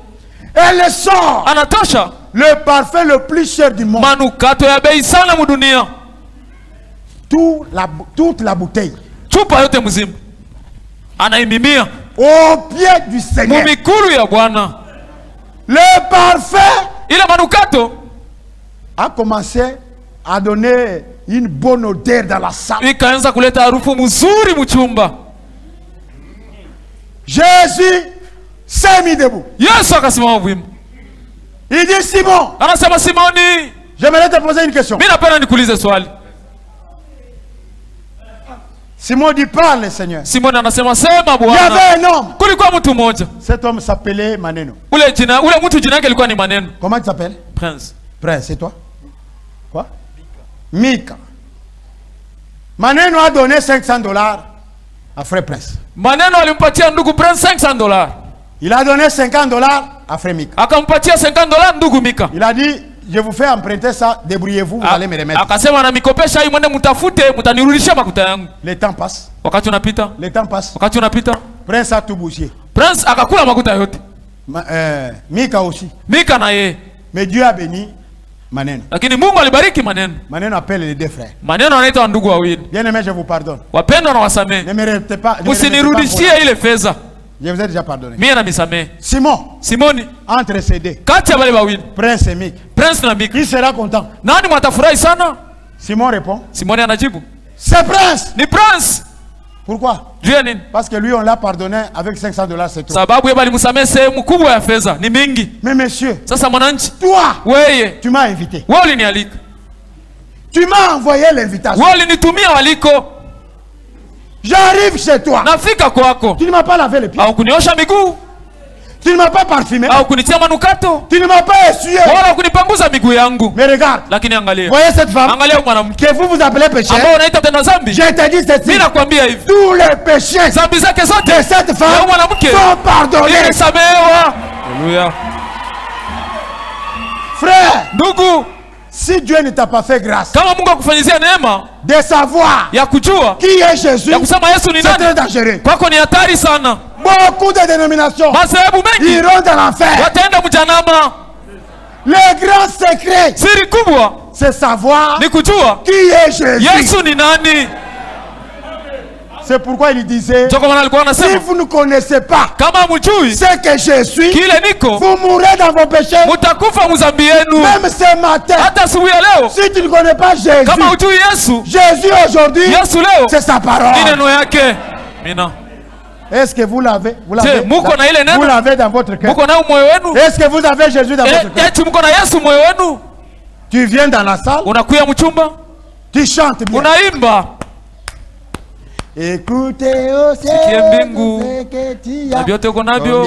Mara ngapi Yesu Kristo yeye ni mtajiri muwema, na wewe nchi ya watu na nyewe wanyama wa shamba.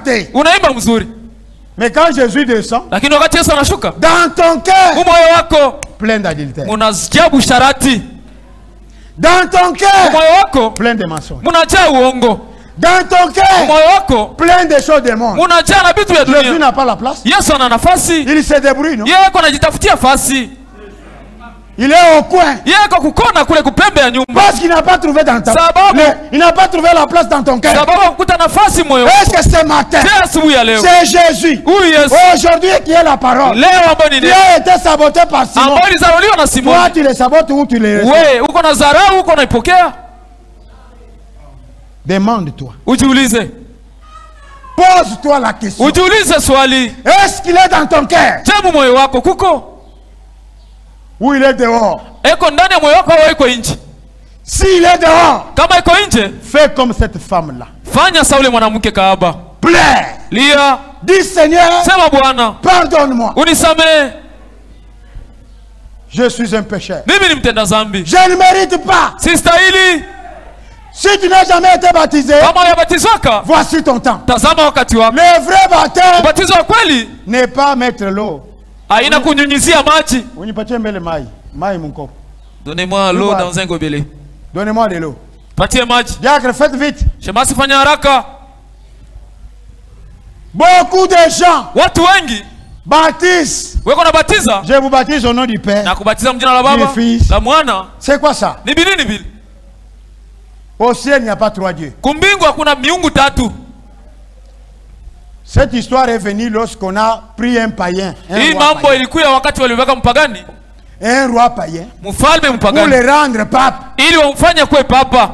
Les gens se sont trouvés inférieurs. Watu wakajikuta wanakuwa chini. Devant le roi. Mbele ya mfalme. Ils ont dit on ne peut pas amener le roi quand même dans l'eau. Wanasema tuwezi kupeleka mfalme mu maji. On fait seulement le symbole. Si tufanye tu alama. Ça vient de l'enfer. Binatokea kujanama. Si toi tu as été baptisé comme ça. Kama wewe walikunyunyizia mjina la Baba, au nom du Fils, mjina la Mwana na Roho Mtakatifu. Tu es un mondain. Wewe ni wa kidunia. Si tu meurs aujourd'hui, kama unakufa leo, tout droit dans l'enfer. Unaenda mara moja mjanama. Je te dis. Mimi nakwambia. Qu'est-ce que la Bible dit? Biblia inasema nini? Lisons. Tusome.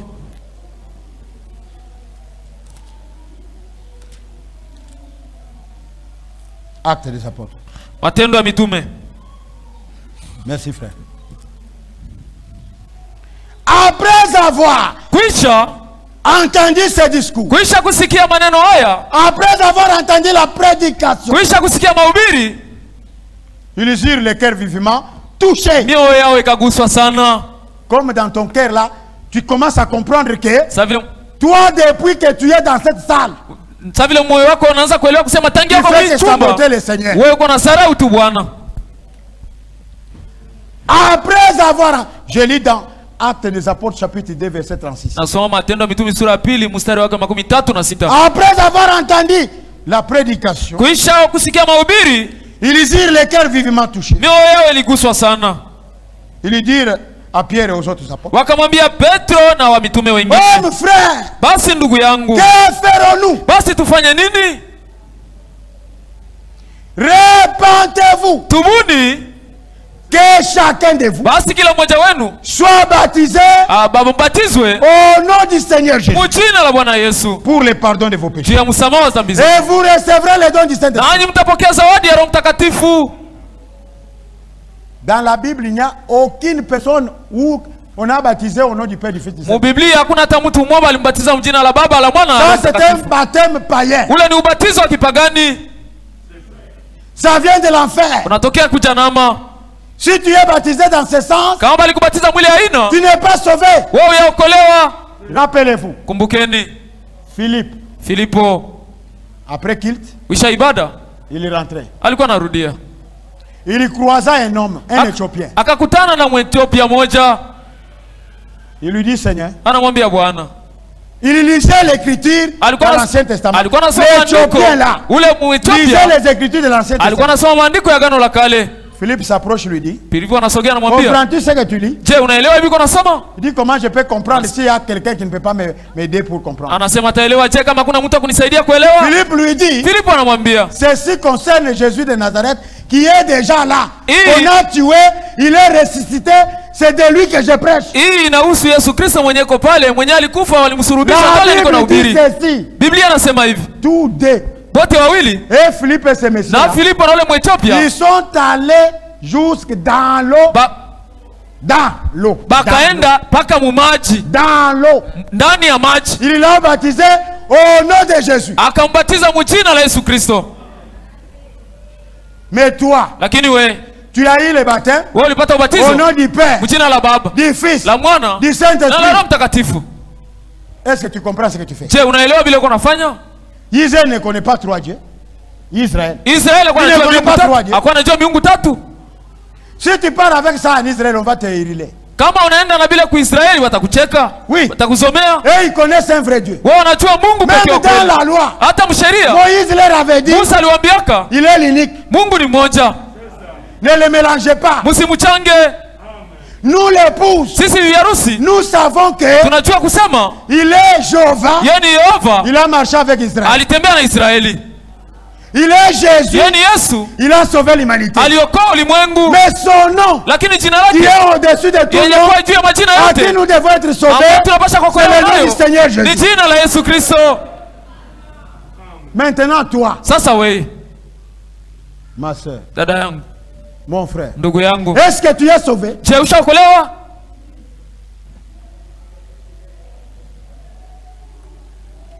Pose-toi la question. Ujiulize swali. Est-ce que tu es sauvé? Je ushaokolewa?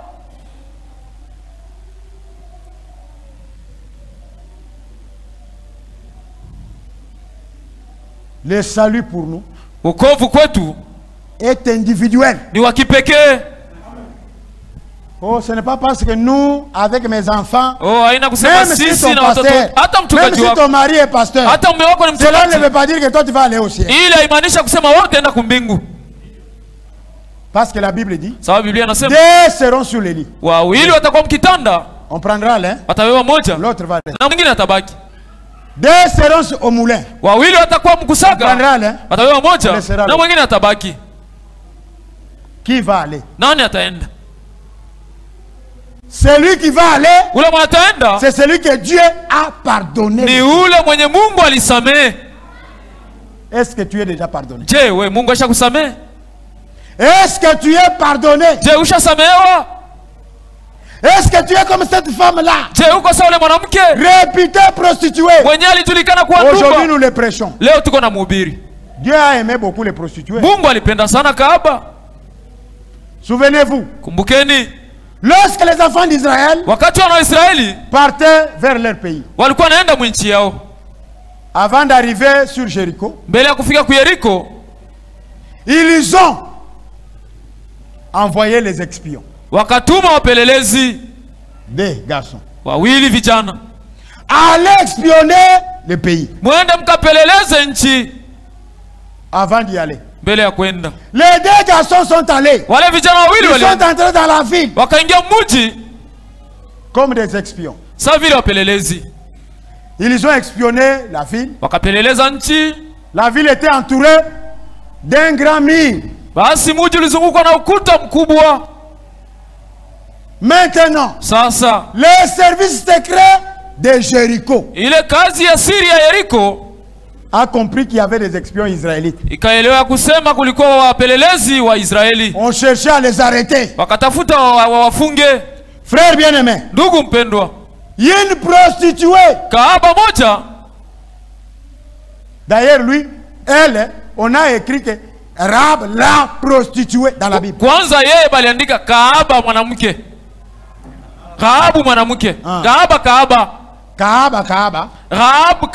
Rahab, oui. Rahab la prostituée. Voilà. Cette femme a reçu les deux espions. Les messagers de Dieu. Il leur a dit, on vous cherche déjà. Moi je suis prostituée. Je suis connu de beaucoup des autorités. La plupart sont mes hommes. Venez ici. Allez, entrez dans mon toit ici. Cachez-vous là-bas. Je vais vous signaler quand est-ce que vous allez voyager. Laissez-moi d'abord faire les investigations. Après, elle vient dire à ces deux hommes, sortez par cette fenêtre. Rentrez chez vous. Les deux jeunes gens l'ont dit. Nous viendrons ici. Nous tuerons tout le monde. C'est ce que Dieu nous a dit. Nous sommes son peuple. Un homme de Dieu, frère, ce n'est pas n'importe qui. Nous viendrons ici. Tout ce monde sera tué. Mais toi, prends un habit rouge. Suspends-le sur la fenêtre. Comme un drapeau. Lorsque nous viendrons,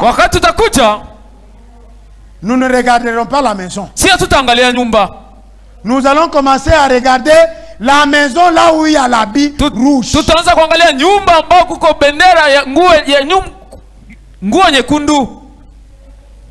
Même si tu as mis 1000 personnes dans cette maison là, on ne tuera personne. Hatutaua hata mtu mmoja. Frère, ndugu, si tu es sous le sang, kama kwa chini ya damu, tu ne seras pas tué. Wewe hautauawa. Écoutez-moi bien. Munisikie mzuri. Si tu es sous le sang de Jésus, avant que Israël sorte, mbele ya Israeli kutoka, il dit aux enfants d'Israël, anawaambia wana wa Israeli, prenez un agneau, mubebe mwana kondoo, immolez-le, mumuchinje, mangez tout, mukule vyote, prenez le sang de cet agneau, damu ya ule mwana kondoo, mettez-le sur les lintons de la maison, muitie kwa vizingiti vya milango. Quand je viendrai, wakati takuja, je vais frapper le premier-né. Tapiga wazaliwa wa kwanza wote. Mais quand je verrai le sang, lakini wakati una damu, je n'entrerai pas pour tuer. Mimi sitaingia juu ya kuua. Même aujourd'hui, hata leo, quand Jésus descendra, wakati Yesu atashuka, il verra le sang. Ataona damu. Le sang aujourd'hui, c'est le Saint-Esprit dans votre âme. Damu leo ni Roho Mtakatifu ndani yako. Je, uko nayo? Parce qu'être sous le sang, c'est recevoir la parole de son sang. Avoir le Saint-Esprit dans le cœur. Si tu n'as pas le Saint-Esprit, tu n'es pas sous le sang. C'est très compliqué, mais c'est la vérité. Si tu n'as pas l'Esprit de Christ, tu ne l'appartiens pas. Ce qui peut te protéger, c'est l'Esprit de Christ en toi. Ce matin, pose-toi la question. Tu es déjà sauvé? Inclinez les têtes. Inclinez complètement les têtes. Rocheda, Fandi pour moi. Laisse-moi me caché en toi, laissez-le avec le sang,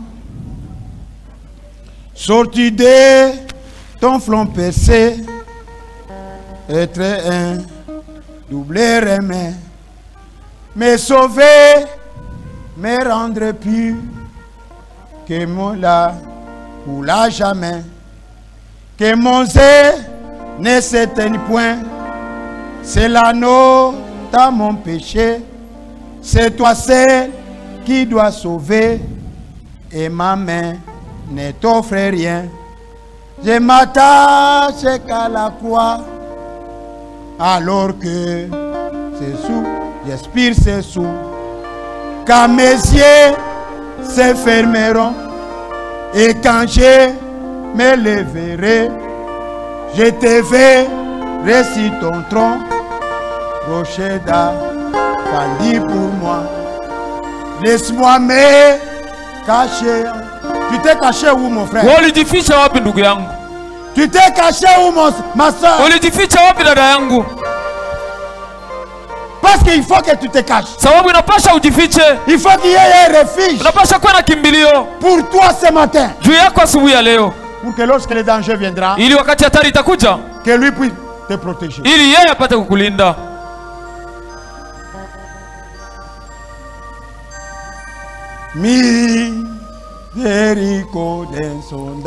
Je chante seul. Et tu tout pardonné. Ah, donne-moi le cantique. Votre cantique là. Les cantiques là. Ça est où? Collection de cantiques. Cherche-moi les cantiques là. Mon frère, ma soeur, pose-toi la question. Parce que je vais prier pour les malades. Je vais prier pour les gens qui cherchent de l'argent. Je vais prier pour les gens qui cherchent le travail. Quand vous aurez l'argent, terminez le tabernacle. Ornez-la. C'est la maison de l'Éternel.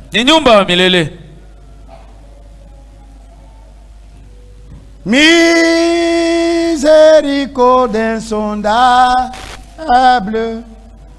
Dieu peut-il tout pardonner? C'est vrai. Même si tu as beaucoup péché, Dieu peut tout pardonner. Ah, si grand coupable, et mes péchés oubliés. Jésus, je viens à toi, tel que je suis. Je viens à toi, ah, Jésus, je viens à toi, tel que je suis. Prends-moi. Jésus va te prendre. Yesu anapenda kukuchukua asubuhi ya leo. Jésus va te recevoir. Yesu anapenda kupokea pour te pardonner de tous les péchés. Ili akusamehe dhambi zako zote. Longtemps j'ai loin de sa face, provoquer son secours. Ferme mon cœur à sa grâce, blesse les siens devant tout. Jésus, je viens à toi, tel que je suis. Je viens à toi, Jésus, je viens à toi, tel que je suis. Prends-moi, mon frère. Ndugu yangu, si tu n'es pas sauvé, kama wewe ukolewa, voici ton temps. Tazama wakati wako. Ma soeur, dada yangu, si jusqu'à ce matin, kama mpaka asubuhi ya leo, tu n'es pas sauvé, wewe ukolewa, le temps du Seigneur est là. Wakati wa Bwana umefika. Quand vous entendez ma parole, wakati mtasikia neno langu, n'en si c'est pas votre cœur. Usifanye moyo wenu kuwa mgumu. Aujourd'hui, leo, qui peut donner sa vie à Jésus? Nani anaweza kumpatia Yesu maisha yake? Pour être baptisé au nom de Jésus. Mwenye anajiachilia batizo mjina la Yesu Kristo. Qui peut donner la vie à Jésus? Nani anaweza kumpatia maisha yake Yesu? Si tu es là, soeur, kama uko pale dada yangu, si tu es là, mon frère, uko pale ndugu yangu, montre-moi ta main. Basi nyanyua mkono wako pour témoigner publiquement, ili ushuhudie hadharani que je donne ma vie à Jésus. Ya kusema nampatia Yesu maisha yako. Qui? Nani? Merci mon frère, mets-toi debout. Asante ndugu yangu, simama. Venez ici mon frère. Kuja hapa mbele. Qui encore? Nani mwingine qui peut donner la vie à Jésus-Christ? Anaweza kumpatia maisha yake Yesu Kristo. Qui? Nani?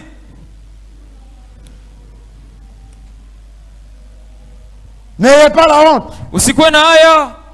La Bible dit, Biblia inasema, celui qui aura honte de moi, ule mwenye atakuwa na haya juu yangu, j'aurai honte de lui devant mon père. Nami nitakuwa na haya yake mbele ya baba yangu.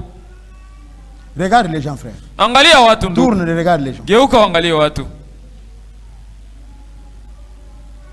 Qui encore qui peut donner sa vie à Jésus? Nani mwingine anaweza kumpatia Yesu maisha yake? Pour être pardonné ce matin. Ili apate kusamehewa asubuhi ya leo. Ne rentrez pas condamné. Usirudia kuhukumiwa. Parce que la Bible dit, sababu Biblia inasema, allez partout dans le monde. Nendeni ulimwenguni kote. Prêchez la parole à toute la création. Basi muhubiri habari njema kwa maumbile yote. Celui qui croira, ule atakayeamini, qui sera baptisé, atabatizwa, sera sauvé. Na ataokolewa. Celui qui ne croira pas, ule mwenye atakatala kuamini, est déjà condamné. Yeye ameshahukumiwa. Toi tu es venu ici non sauvé. Wewe ulikuja hapa bila kuokolewa. Tu rentres condamné. Na unarudia kuhukumiwa. Pourquoi tu étais venu? Juu ya nini ulikuja? Qui peut donner sa vie à Jésus? Nani anaweza kumpatia Yesu maisha yake? Venez frère, venez. Kuya ndugu. Qui encore? Nani mwingine? Que Dieu te bénisse mon frère. Mungu akubariki ndugu yangu. Le Seigneur a besoin de toi. Bwana yuko na lazima yako. Le Seigneur t'appelle. Milele anakuita. Njia na. Oh Jésus, à toi j'essaie de. Je vais être libéré. Frère, soyez libérés. Ndugu tiliwe huru. Pourquoi tu es l'esclave du péché? Njia nini uko mtumwa wa dhambi? Venez mon frère, que Dieu te bénisse. Kuya ndugu yangu, Mungu akubariki. Oh Jésus, à toi je sais aider. Je vais être libéré de tout péché qui m'obsède. Être à jamais délivré. C'est vrai. Tu ne veux pas être délivré. Jésus, je viens. Je viens à toi. Tel que je suis. Prends-moi. Jésus veut te prendre. Jésus veut te recevoir. Pourquoi tu ne veux pas venir à lui? Parce que tu n'auras pas l'excuse ce jour-là. Il te dira, mais j'étais là. J'étais très clair. J'avais pardonné Marie. Mais pourquoi pas toi? S'il a pardonné hier, ce matin il pardonne, non? N'ayez pas honte. Viens frère. Viens ma soeur.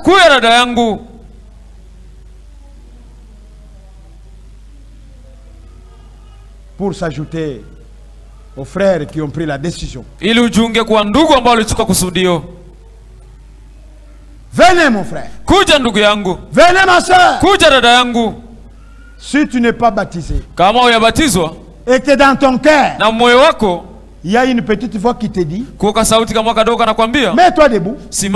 Mais une grande voix qui te dit, n'allez pas. La grande voix là c'est le diable. La petite voix là c'est Dieu. Défiez le diable. Mets-toi debout. Prouvez au monde que j'aimerais suivre le Seigneur.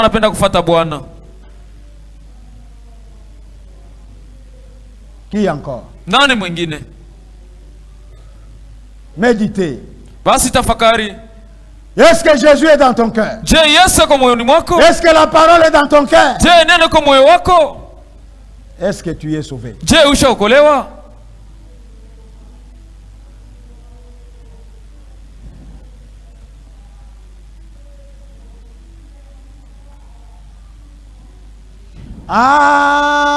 Alléluia, plus de doux. Alléluia, kuna tena mashaka. Mon fardeau m'est enlevé. Mzigo wangu umeshatulwa. Pour le ciel, je suis en route. Juu ya mbingu niko munjia. Est-ce que tu es en route pour le ciel? Uko munjia cha kwenda kumbingu? Ere pour l'éternité. Na nikuwe heri milele. Jésus, je viens. Yesu nakuja. Je viens à toi. Nakuja kwako. Tel que je suis. Gisi nilivyo. Je viens à toi. Nakuja kwako. Jésus, je viens. Yesu nakuja. Je viens à toi. Nakuja kwako. Tel que je suis. Gisi nilivyo. Prends-moi. Yesu nipokee. Qui a besoin de la prière? Nani kwa lazima maombi? Qui a besoin de la prière s'il est malade? Nani kwa lazima maombi juu kwa mgonjwa? Qui a besoin de la prière? Nani kwa lazima maombi? Si tu as besoin de la prière, mets-toi la main à l'air. Kama kuna lazima maombi, nyanyua mkono wako. Tu as besoin d'argent, tu as besoin du travail. Kuna lazima ya fedha, lazima ya kazi. Oh, c'est toute la salle, frère. Ni chumba kizima ndugu. Là, je vais faire ceci. Nitafanya hivi. Mettez-vous debout, vous qui avez mis la main à l'air. Nyinyi ambao mlinyanyua mikono, msimame wima. C'est presque toute la salle. Karibu chumba kizima. Chacun kila moya connaît anajua ce qu'il a besoin. Kile konacho lazima. Chacun. Kila mmoja. Donc derrière chaque main, nyuma ya kila mkono, il y a un dossier. Kuko mambo. Mettez la main à l'air, frère. Nyanyua mkono ndugu yangu. Voilà. Sawa. Tu as besoin d'argent, tu es malade. Una lazima ya fedha kwa mgonjwa. Imposez-vous les mains les uns les autres. Basi mtiliane mikono mmoja na wengine. Celui-ci impose son ami. Huyu anamtilia rafiki yake. Imposez-vous seulement les mains. Mtiliane mikono. OK, imposez-vous les mains. Mtiliane mikono. Que vos mains soient la main maintenant de Jésus. Basi mikono yenu igeuke kwa mkono wa Yesu. Parce que moi, mes mains à moi, sababu mikono yangu mimi est trop limitée. Iko na mipaka. Mais la main de Jésus lakini mkono wa Yesu n'est pas limitée. Hauna mipaka. Je vais maintenant l'appeler. Afin qu'il puisse donner à chacun ce qu'il a besoin.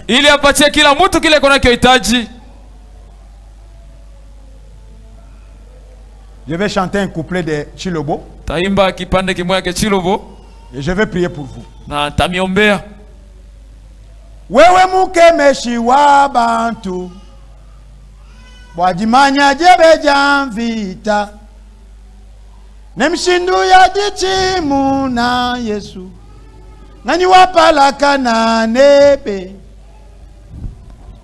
Wewe mukemeshi wa bantu wajimanya jebe jamvita nemshindu ya dichimu na Yesu nani wapalaka na nebe.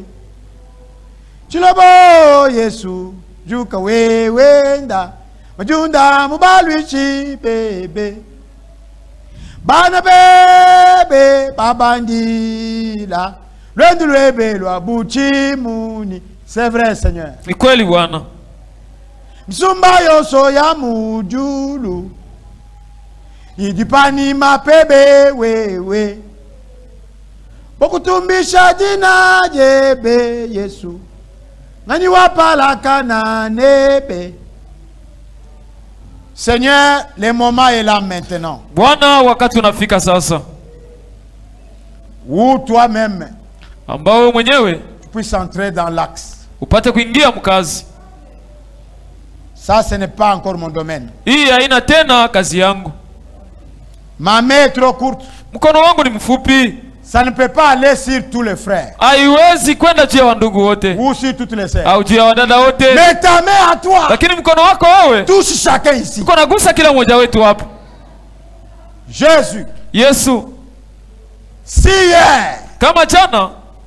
Tu as guéri les malades. Uliponya wagonjwa. Tu as ressuscité les morts. Ulifufua wafu. Tu as donné les biens aux gens. Uliwapatia bitu watu. Tu as nourri 5000 personnes. Ulilisha 5000 avec watu. 5 pains. Na mikate 5. Depuis quand tu as changé? Tangia wakati gani ulibadilika? Tu es le même hier, aujourd'hui et demain. Jana leo hata milele. Tu connais les problèmes de chaque frère. Unajua mambo ya kila ndugu. Et chaque sœur. Na kila dada.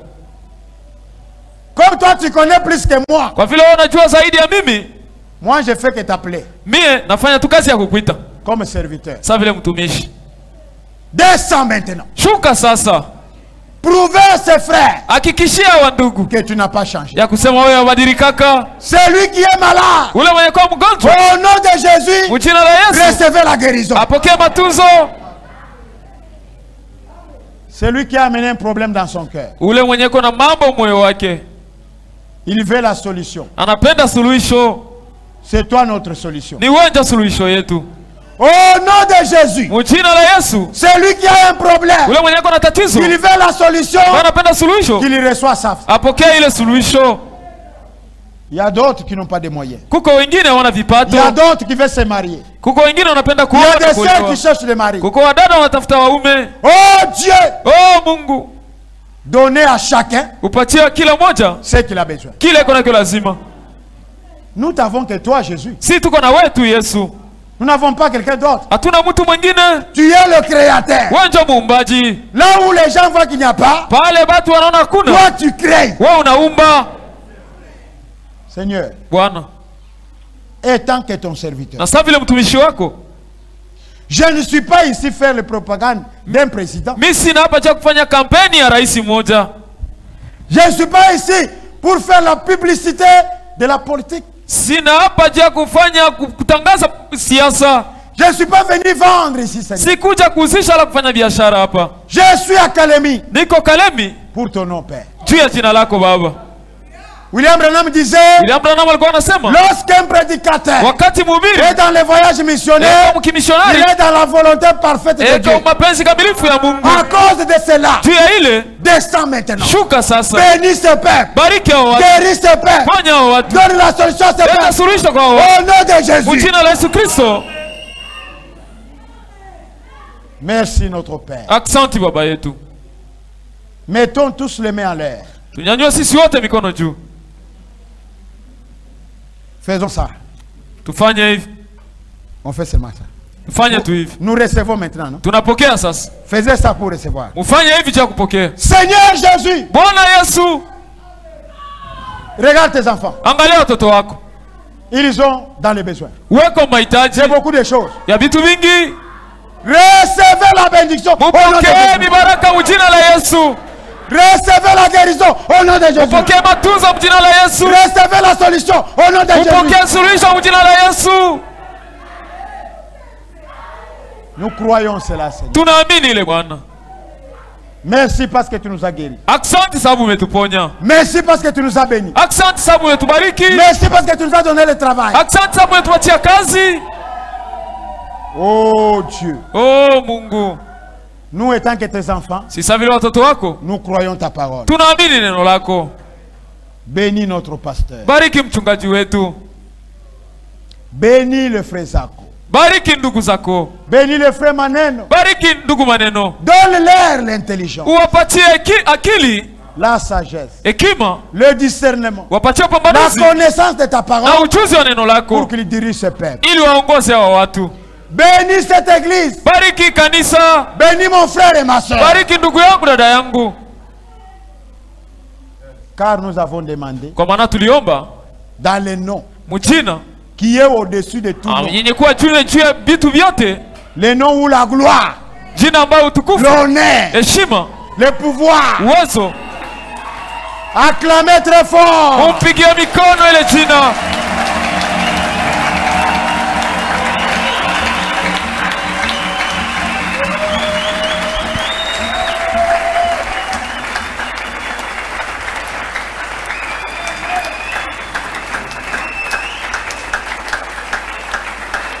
Merci Seigneur Jésus. Asante Bwana. Merci de tout cœur. Asante kwa moyo wote. Tu as vu combien tes enfants uliona mara ngapi watoto wako sont reconnaissants à toi. Wewe kwenye shukrani kwako. Au nom du Seigneur Jésus. Mjina la Yesu Kristo. Amen. Amen.